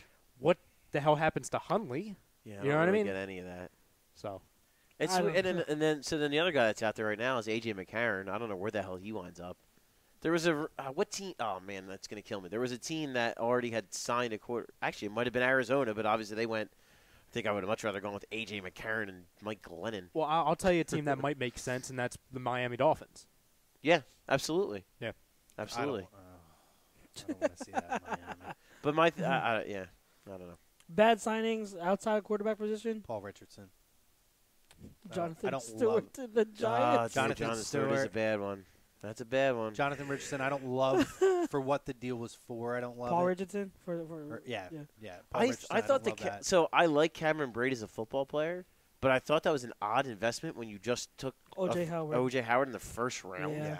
I found that to be, and you signed him for 6 years, and now guess what? If I were you guys, don't draft O.J. Howard in your fantasy leagues because Cameron Brate's going to vulture the shit out of some touchdowns. Oh yeah, now. Definitely. Now, what would you say was the best, other than Eagles, obviously? I really like the Pack. I think the Packers had a sneaky, really good free agent period here. But like I said, they got two former All-Pro players that aren't. I think Jimmy Graham's 31. He's still definitely got some years left. Mo Wilkerson's still in his prime. So you got two All-Pro caliber players. Pretty, that's to a team that was already pretty damn good and who has arguably the best quarterback in the NFL. I like Dante Moncrief to the Jags. I thought was a good signing. Kirk Cousins with Minnesota. I'm going to go Allen Robinson to the Bears. I like Allen Robinson, too. Allen Robinson, that's probably one of the best ones. Yeah. Oh, you know what's a good one, too, man? Andrew Norwell. Yes. Going to the Jags. How did I forget about that? The Jaguars say basically, we're going to run the ball. We're going to run it down your throats because that's what we do. They vultured that from the Giants. Yep. The Giants were one of the favorite teams. I saw that. Snag them. Well, I saw that they offered the same amount of money, but Norwell's like, I'm going to go to the Jags. Because if you're him, I agree. If you're that situation, what situation would you rather be in? Malcolm Butler to Tennessee is interesting. That's an interesting signing. I agree with that. I think that's a good signing for Tennessee. Yeah, absolutely. It helps their defense a little bit. Jermaine Johnson went to the Jets. So I know that. That's a solid signing for them. Yeah, I like Jermaine. Overall, I thought it was good. I think there weren't that many egregiously bad signings. I think unless you're in Arizona. Everything outside of Arizona, there wasn't anything too egregious that I can remember. I don't think there was anything too egregious, and I don't think there, as far as I don't think there was any. There wasn't a big number of extremely piss poor signings, and I don't think there was a fantastic signing given. We kind of talked about this. This free agency class wasn't spectacular by any means, especially compared to recent years. Michael Dandria said, "Hey, what's up, fellas? Been working all day, then came home to cook dinner and haven't been watching anything on free agency. So what happened? Just just listen, buddy, because we're going through a lot of them now." I was gonna say, I'd probably. Day. I mean, I don't want to tell you to not. Well, leave us on, but also go on to NFL.com. Yeah, because there was just a lot that happened. Sammy Watkins deal. Sammy Watkins, overpaid, but I love the idea of giving Mahomes him and Tyreek Hill. Yeah. I love it. Long ball. Your boy Kareem Hunt's going to have a year. Ooh. But he might not be my keeper. He might not be a keeper. There ain't going to be 8 guys in that box. Yeah, no, they're definitely not. Dean Jones says, love the Green Goblin. He says, you guys are right. Darby has more trade value.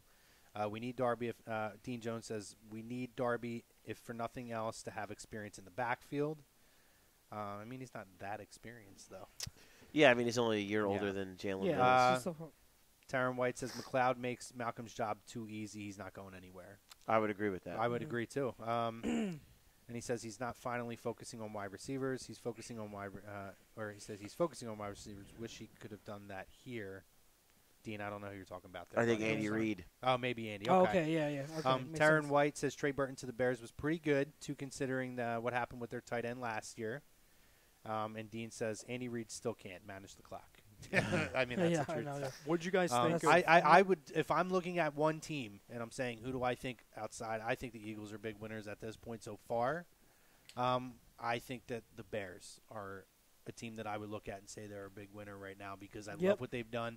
And as far as their young quarterback, we talk about it. What did the Rams go out and do with Jared Goff? What did the Eagles go and do with Carson Wentz? They put veteran tools around him to help with his development, to give him targets to throw the football to. And I think that the Bears have done that in putting a good core of players on the offense around Mitchell Trubisky. Yeah. Speaking of Bears, so Jarrell Freeman is a guy that they released that would make some sense here. Mm-hmm. I think you'd have to wait to see how the market shakes out. But if he doesn't get signed and he happens to, and he has to take like a 1-year prove-it deal or what have you, he'd be a guy I'd be interested in. And he's got he's got a connection with Joe Douglas. Yeah, being with the Bears and so I mean, there's something there. So I mean, that'd be a guy that I would keep an eye on. I'm not saying that that's definitely going to happen, but if their cap situation lightens up and they do a couple things, maybe restructure another guy or two, you never know. That could be a guy I think maybe you should keep an eye on. And Michael DeAndre wants to know, why did the Packers release Jordy Nelson? Now, they went out and signed Jimmy Graham. That's one reason. Yeah, it's a big money thing. But they went and signed Jimmy Graham. I mean, that's money, not a bad trade-off. No, that's what it was. Passing game, in order to, and they at this point in their careers, I'd have to say Devontae Adams is better than Jordy Nelson. I agree.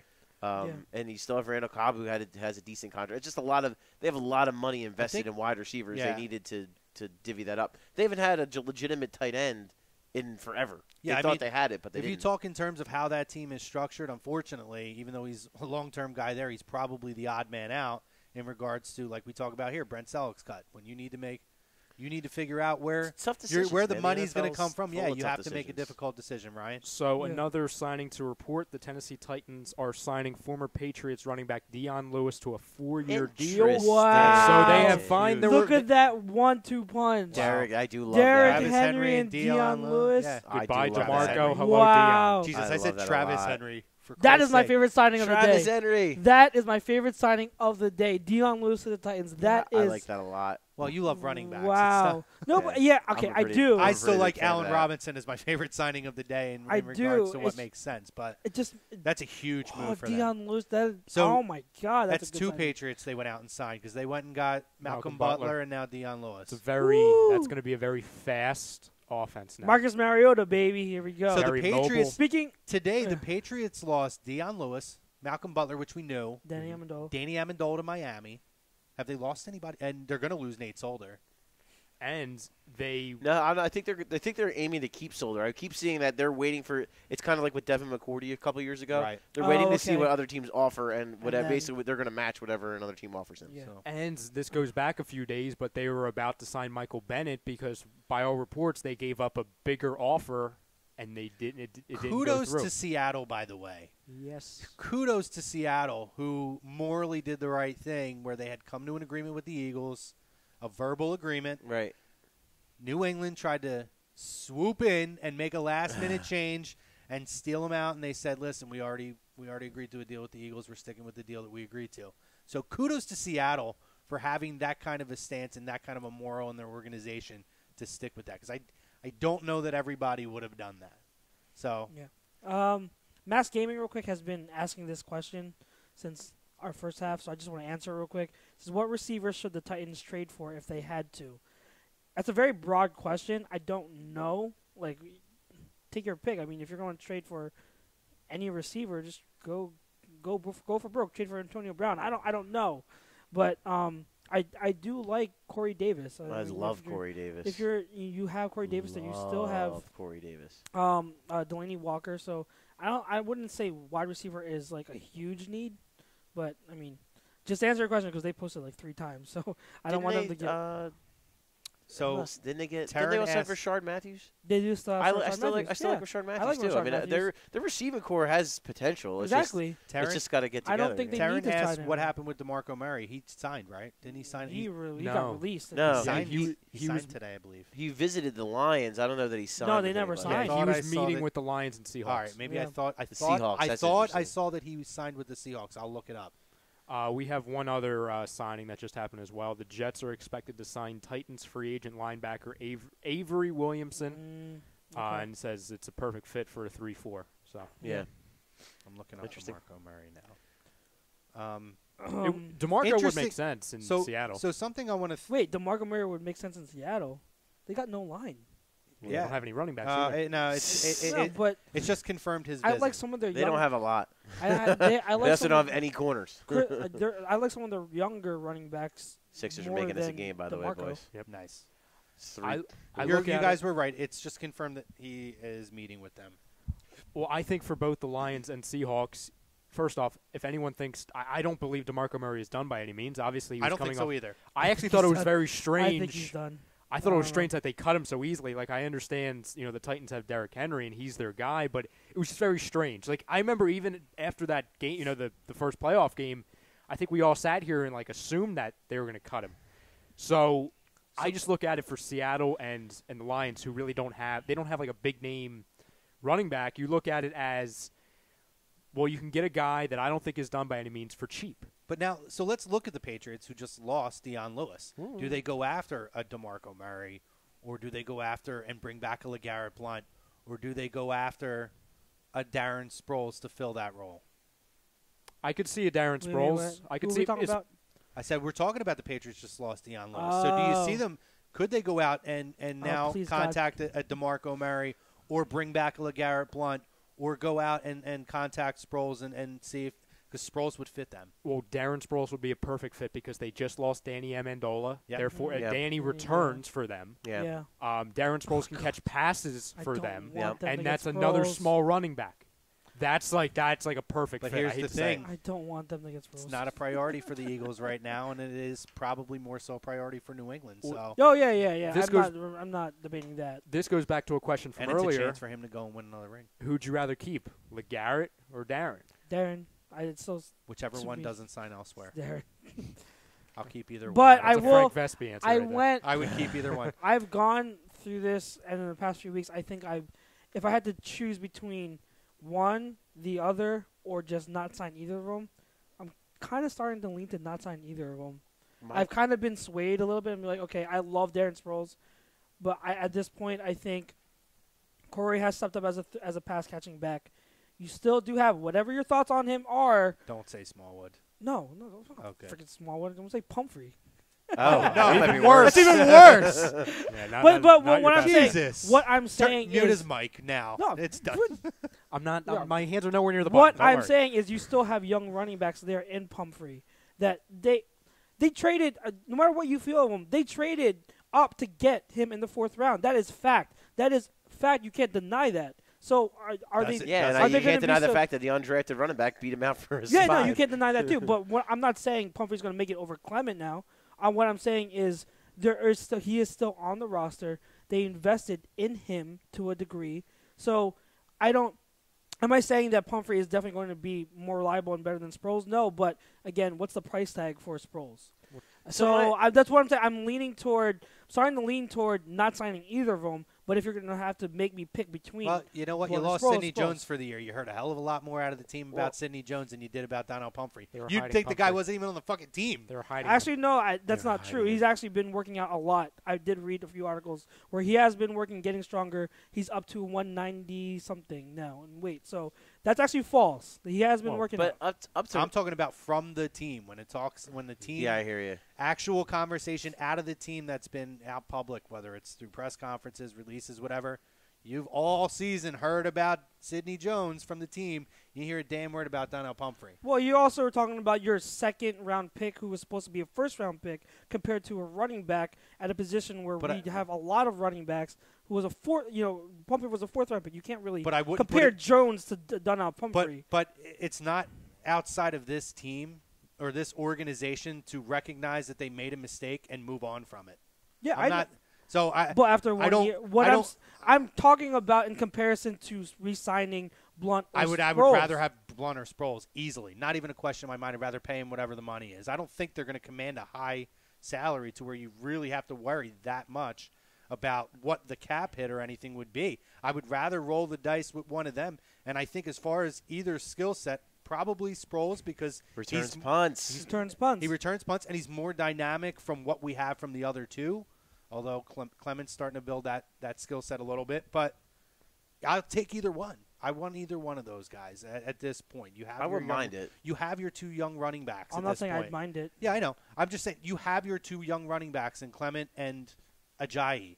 I would like to have that veteran presence in the backfield with those 2 guys. I'm not arguing against it. I'm just saying I'm more compared to where I was before. I'm more open to. And that's fair. If they didn't sign either. No, and that's fair because. You have, you're talking about a 3rd running back on the roster. You're not talking about the 2nd running back who's the backup. You know what I mean? I mean, in fairness, I might, as a fourth back, look at putting Pumphrey on a roster. Fourth back over Smallwood. I just don't believe in Smallwood at all. I don't either. What happened? Sorry, so what happened? I only down my Oladipo got the ball in the backcourt and committed an offensive foul up 3 with 7.6 seconds left. Nice. Because they swarmed him. Watch this. They swarmed TJ and Ben swarm him, and he throws a bow. While they're looking at that, chicken wings, Ben Simmons. Yes. Repeat what your rebuttal was to Chrome about the second round pick, Sidney Jones. That was supposed to be a first in comparison to Pumphrey. You can't compare the hype from from Sidney Jones being a second round pick who was supposed to be a first round pick. Ryan's faces are amazing. Compared to where are you going with this? You talk about hype, right? Yeah, I'm talking about hype. Of course, the chatter is going to be more. There's going to be more chatter and hype from the team and from media when it comes to Sidney Jones than compared to Donnell Pumphrey. But we traded up to get him, though, Charles. In the 4th round. We traded up to get him. Really? Really? In the 4th round. We traded up to get him. Oh, my God. Can someone help me here? Because you're really not because they agree with me. So you're saying that there should be just as much hype about Pumphrey, who they traded up for in the 4th round, as there should be Jones. No. Is that what you're saying? Didn't say that. Then that's what I'm saying. I'm saying hype. Yes. The hype of when you compare hype from Sidney Jones to Donnell Pumphrey. Yep. Of course, Sidney Jones is going to out-hype I'm going to say Deion Lewis. Out-hype Donnell Pumphrey all day. I'll take Deion Lewis back. Am I correct? I would love Deion Lewis. I kind of wanted Deion Lewis, but my point. I'm not comparing the two. My point is, if you're going to bring up in an argument, you're going to downplay the hype around Donnell Pumphrey, where you led off the conversation. How am I downplaying the hype? When I said I'm not downplaying the hype. I from the beginning I said they invested in him. Did they not? I said they invested, so I'm not ignoring them. Investing in a player, right? Just a thought. What are you talking about? What am I talking? Yeah, what are you talking about? Paulie, Chrome, am I making any sense here? Is there any lack of sense? I think you're talking to Chrome's point already. I'm just repeating what we've already heard. Like I said to you in the Facebook chat, hashtag check the tape. Yeah, hashtag check the tape. But what I'm saying is you're trying to make – it seems like you're trying to argue that I'm completely ignoring any hype that there was about Pumphrey, where I'm not. He brought up the fact that, there's more talk about Jones in comparison to Donnell Pumphrey. So therefore, then we can't be as high on Pumphrey. But what I was saying is you can't compare the two because Jones was a second-round pick. Let me put it this way. Let me rephrase it, okay? Regardless, you talk second and fourth round picks. To me, they're still high-skilled guys. So if a team is investing in these young guys and moving up to draft certain guys, I don't care if it's the 4th round or the 2nd round. If they believe in you, you're going to hear about them.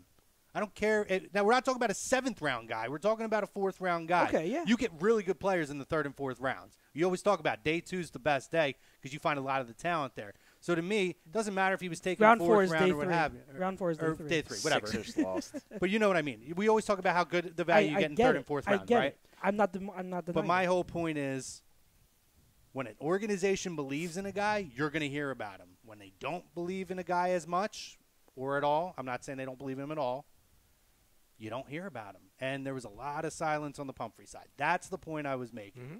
And I think there was hype. We heard a lot of good things about Pumphrey coming out about there was hype. He could be like a Sproles type of guy or this and that. It's not there. And then they saw it there. They saw what the product that they may have to work with is, and I just don't think they buy into it. He fumbled the ball 4 times in 2 games. Or I'm sorry, 2.5 games. He showed no dynamicism. Like he just had no. Like there was nothing dynamic to his game. There were at least 2 opportunities where he had to beat a defender 1-on-1, and he couldn't do it in the open field in preseason. Yeah, that's bad. That's really bad. Sixers lost, by the way. Yeah, you're not going to win when you turn a ball over 21 freaking times. Wow. And they magically only lost by 3. They had the ball. They had actually Embiid had a shot at a 3. It was a long one. He bricked it. But the fact that they were even in this game is a miracle considering you turn the ball over 21 freaking times. Taryn White says, where do you think Selleck will land? I think we mentioned Kansas City's a possible spot. Either that, maybe a San Francisco, a team that's on the rise that has young guys that can learn from them. Yeah, I mean, they traded Vance McDonald last year. They have Kittle. I don't think Garrett Selleck is there. Aaron said anymore, Nelson to the Browns. Browns are on the come up, though. Mike DeAndrea says 49ers are making some moves. Are they? Well, Richard Sherman. Other than Sherman. Is that done? Yeah. There you go. Negotiated his own contract. That's right. I did hear that, That's the whole thing. No, but that's a great signing for the Niners. Why not? Foolish Demon agrees with me, by the way. Well, Sixer JT agrees with me. Yeah. Let's play that game. I don't think honestly that you understand what my point was. I completely understand. No, I don't think you did. I don't think you understand. I'm going to say we did the same thing last week. Yeah, we did do the same thing last week. week. We're literally having the same conversation. Yes. Thank you, Crow. Mike Parker says last loss in the Wells Fargo Center was December 21st. It was a good run.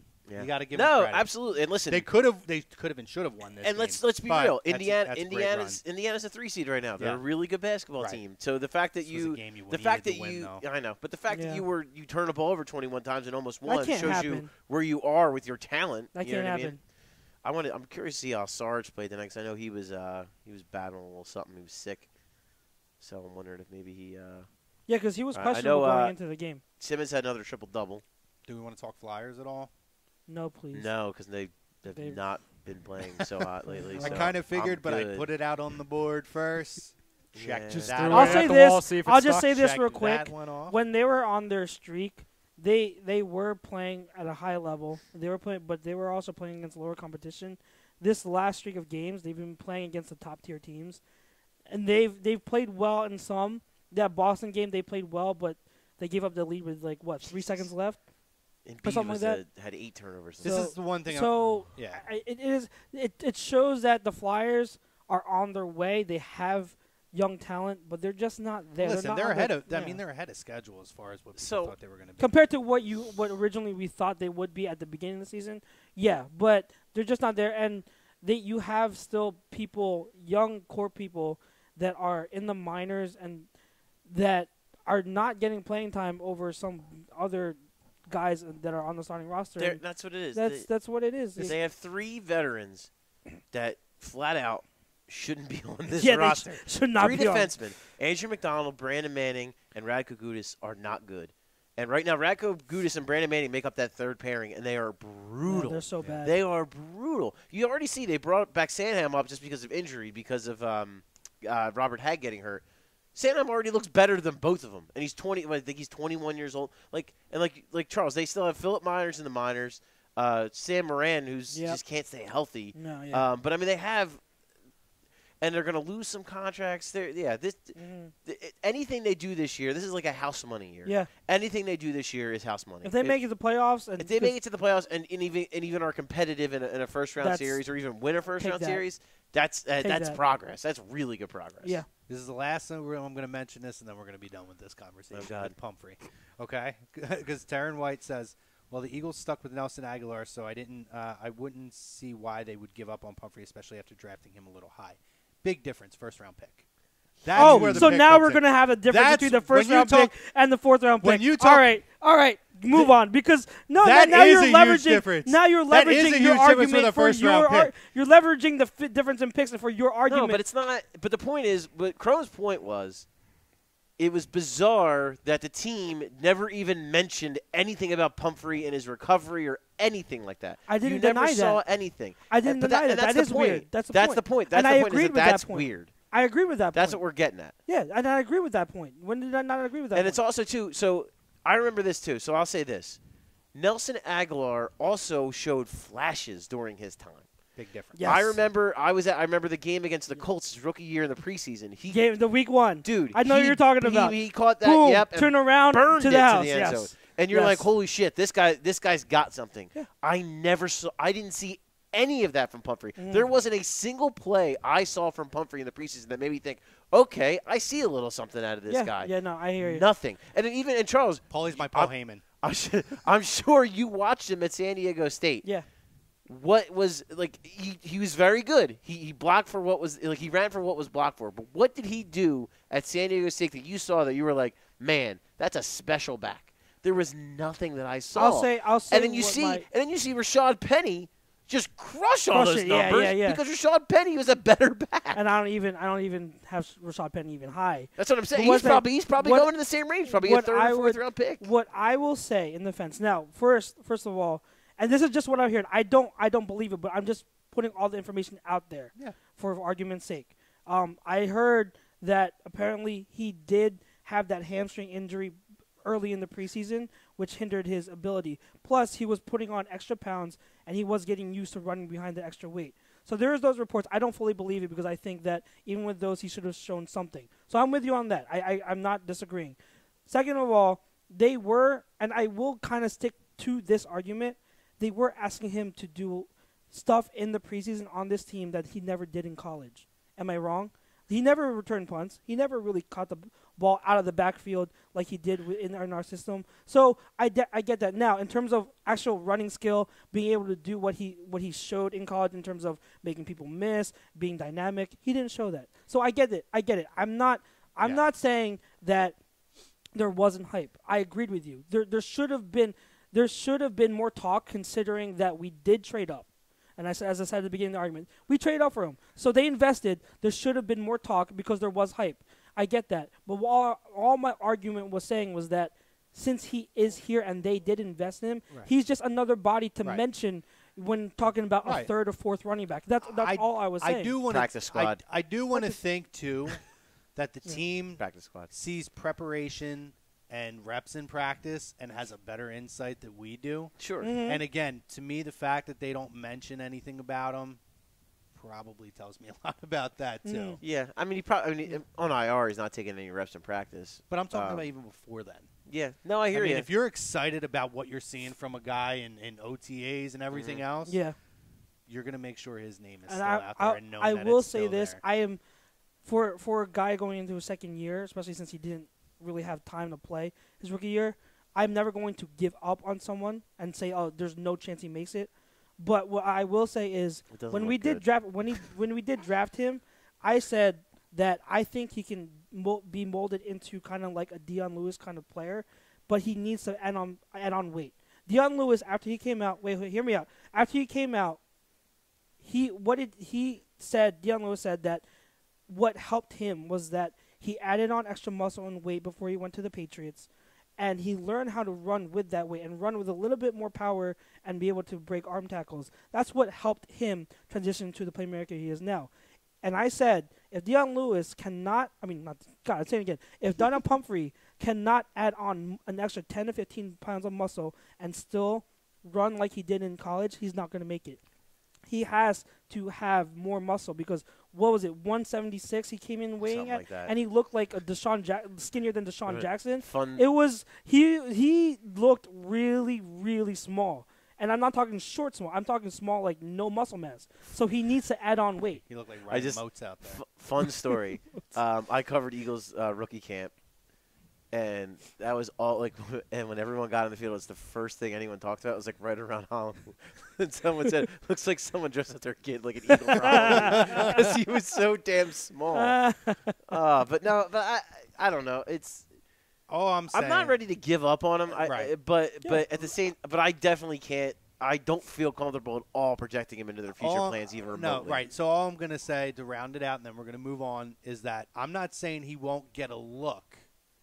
But there's just about anybody else I would want than him at this point. I wouldn't be surprised if they take another undrafted guy who also beats him out, or if they just draft a running back late in the draft. I am with you on that. It's just, considering because the whole argument was Blunt, Sproles, or whatever we have left, right? So considering the option of Sproles, say Sproles his hit cap hit was $4 million.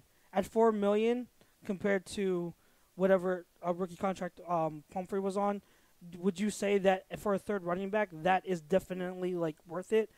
Considering our cap space, I can't say that anymore. That's all my argument was. I'm gonna read this, and then Ryan's gonna give us something over here because Ryan's got his hand up, raising his hand like a kid in class. He's so polite, Ryan. So Dean, thank you.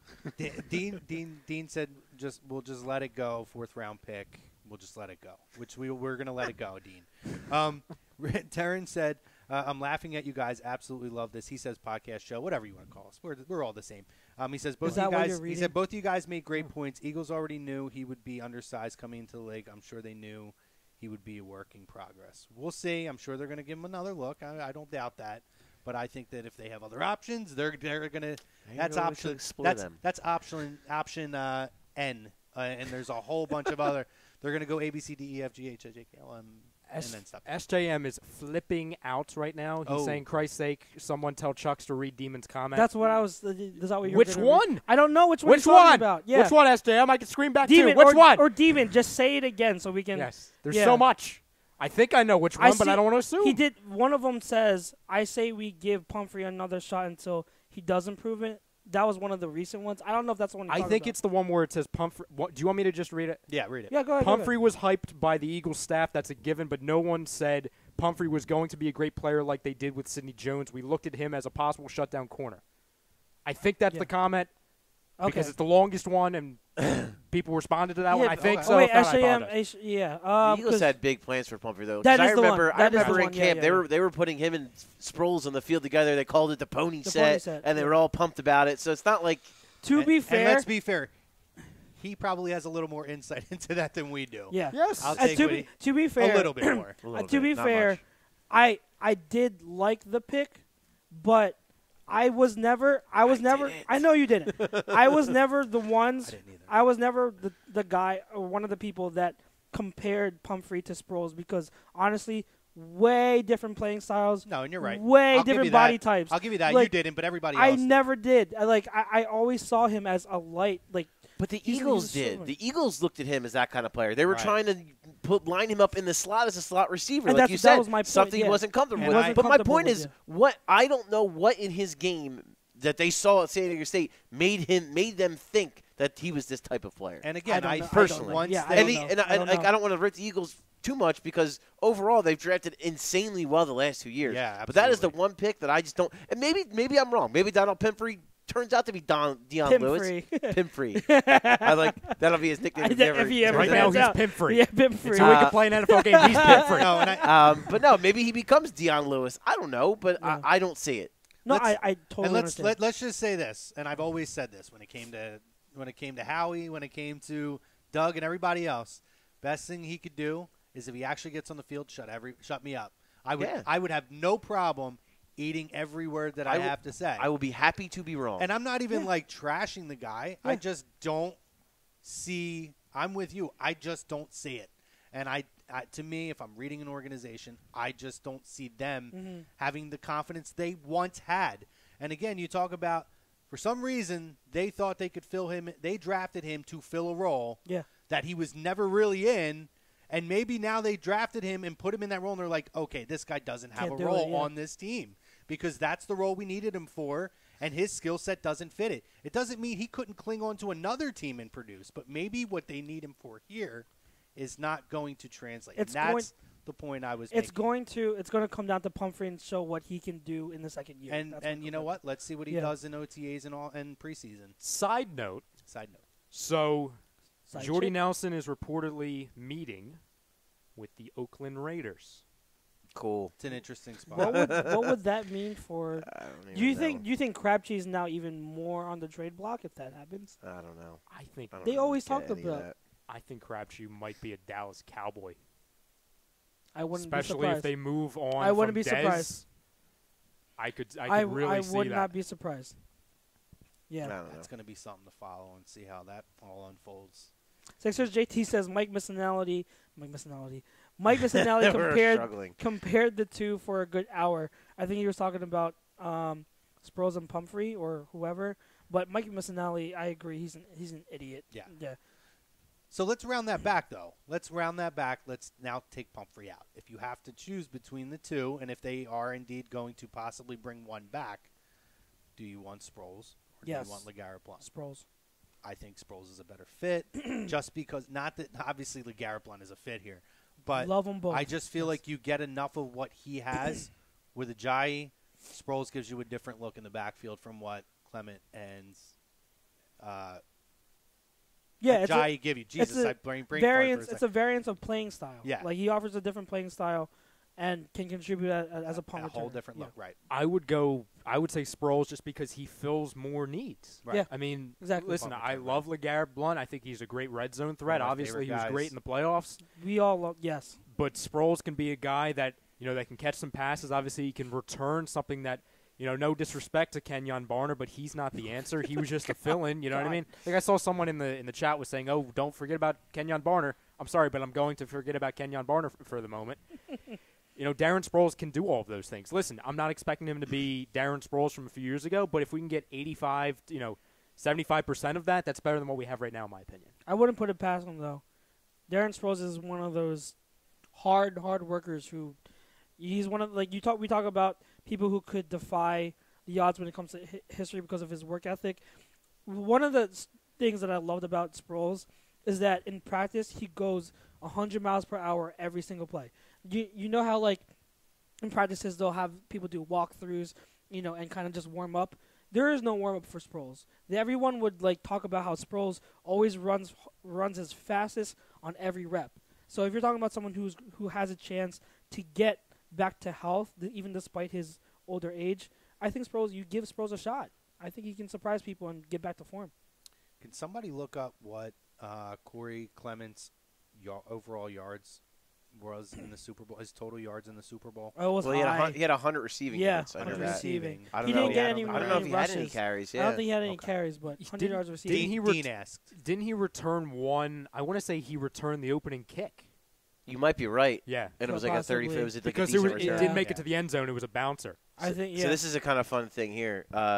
Dean also says Dez is a prima donna. Well, that's yes, you're right, Dean. Agree. Ruben Frank has touchdowns by quarterback for Brett Selleck in his Eagles career. This is interesting. Who would you guys think he had the most, caught the most touchdowns from in his career? Nope. No, McNabb. Nope. Really? Well, I'll say it, if you count postseason, McNabb. Okay, that's what I was. You're gonna tell me Sam Bradford? No. Vic. Michael Vick. Michael Vick 10, Donovan McNabb 8, 3 in the postseason, so that makes it 11. Yeah. Nick Foles 5. I know exactly where you're going. Take a guess who's next on the list. Sam Bradford? No, it's probably Cobb. Kevin Cobb. Kevin Cobb. Berto was on it. Then Sam Bradford and Mark Sanchez tied at 2. Nice. Sanchez. And Carson Wentz only threw him 1. Yeah. Well, yeah. That sounds about right. Terrence says, I could see Nelson to the Raiders. I could see Crabtree to Dallas.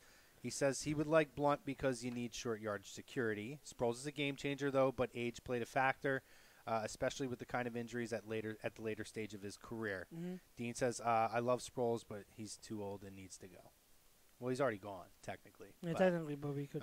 Yeah, we may let him. I don't know. It's interesting. We'll see. I know we're getting up against the clock here. Well, here's a question on Blount then. So, say for example, I know you mentioned Chrome. I know you mentioned the Patriots maybe bring him back. Is there another team that? Because I think this was a couple weeks ago. I heard, maybe the Redskins might look at him. Arizona, given that they just released Adrian Peterson. Him behind David Johnson would be pretty damn good. Lions is another. Because you think about who their backs are now. One, they don't have a power back. Their short yardage power back was Dwayne Washington, I think. And they have, besides them, they have Amir Abdullah, who's been a bust, and Theo Riddick, who is a pass catching back. Yeah, I mean, so you need a power back there. They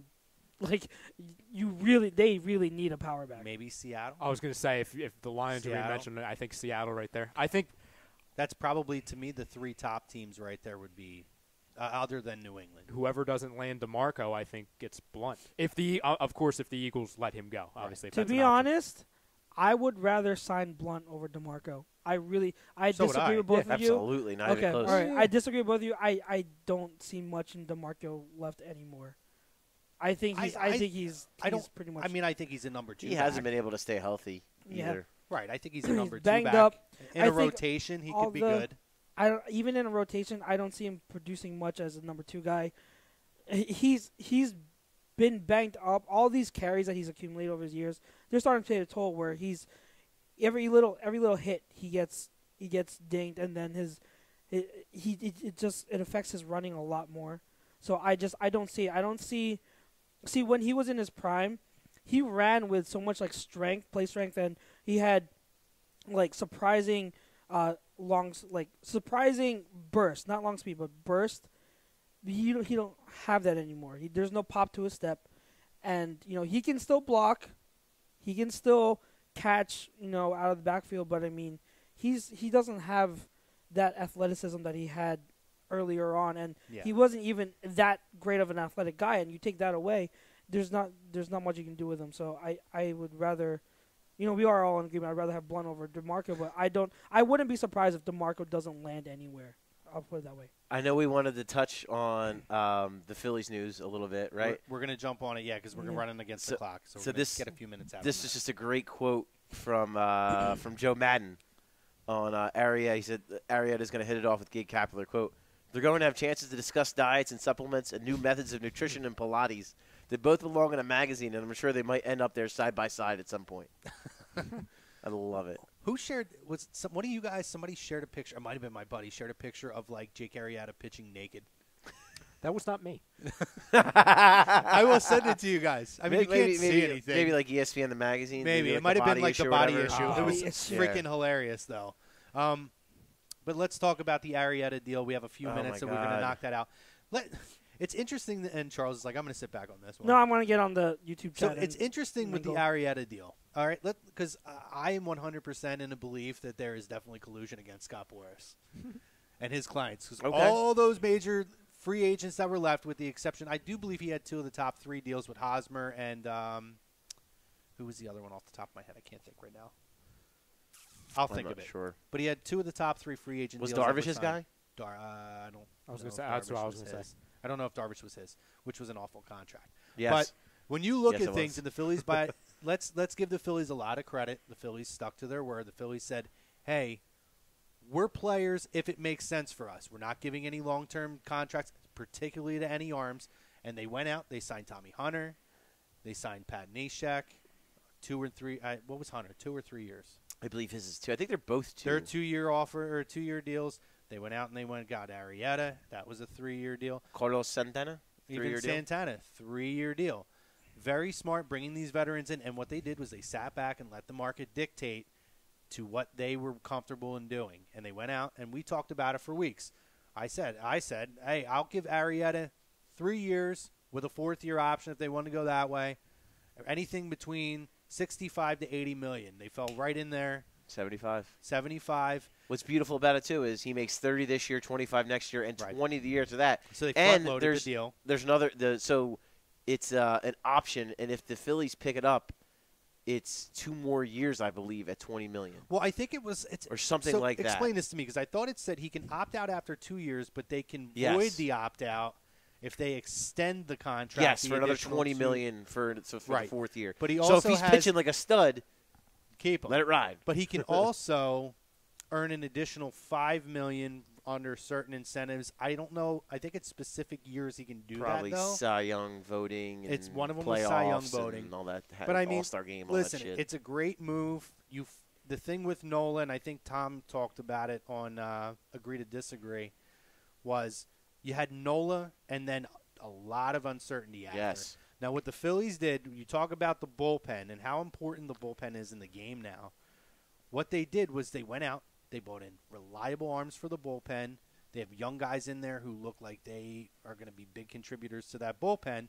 And what that does is it shortens the game. Okay, hey, you bring in Arrieta, who is an innings eater. So him and Nola, that's one less day that you're going to have to rely on a bullpen that you have to worry that after the 4th inning we may have to start bringing guys in. Mm-hmm. So that's one less day you're going to be burning the bullpen down. That, too, you have by having him there every day, who you can pretty much rely on being on the mound every day and giving you a quality start. Now you turn around and those 3 other opportunities where I know there's going to be depending on, we'll see how Eichhoff is this year. I'm going to be interested to see how some of these young guys develop, because I was a little let down with him last year. But he's hurt. He was a grinder, though. He's hurt. Yeah, and he grinded through it.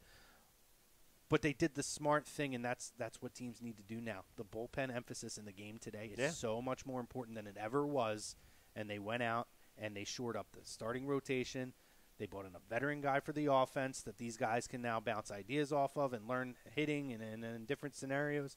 And then they went out and they brought in 2 veteran arms, Neshek bringing him back, who you already know can pitch here and pitch very effectively. So I'm excited for them. You know, I think that they're in the right direction.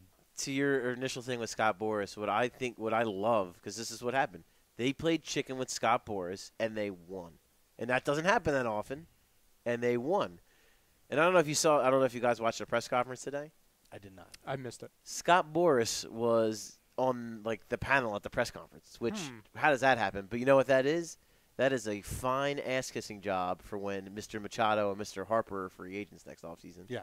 And so, dude, I got to be really honest with you. And what I think this move also sets up, and I know Jim Salisbury from NBC Sports, he's touched on this, and the guy always nails it, but he really nailed it with this. Yeah, he really does. The John Middleton private jet Arrieta thing, how good does that look now for future?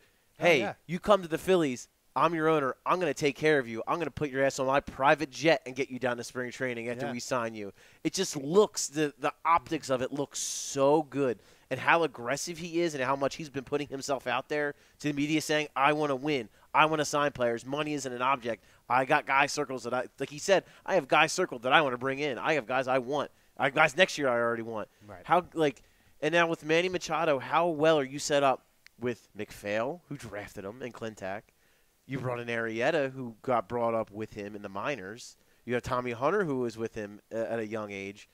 All of a sudden, all these dots start connecting with Manny Machado. Scott Boras is his agent. Again, you kissed Scott Boras' ass today a little bit by letting him have a spot on the podium. This is a move.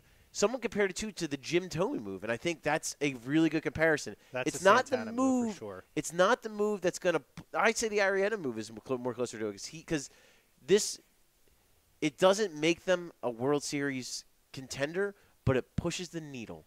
And they needed a signing that was going to push the needle, and this is the needle that pushes that says, hey, we are legit now. We're real. We have the money, and we're going to spend it going forward. What do you guys have as far as a win total at the moment for the Phils? 85. That's what I have. I'm not quite as optimistic as you guys, but I'm not far off. I'd say they're going to be – I think they'll be over 500. They might be.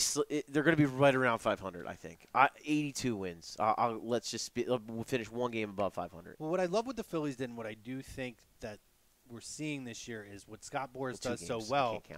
Is he gets teams to basically it ends up being they bid against themselves as opposed to they're bidding against other teams. So he ends up landing these monster deals because teams overpay because they have this feeling that they need to overpay, and collusion or teams smartening up, whatever you want to call it, I think now we're getting to the point, unless you're a Padres, who has to go out and give Eric Hosmer one of the worst fucking contracts I've ever seen in baseball.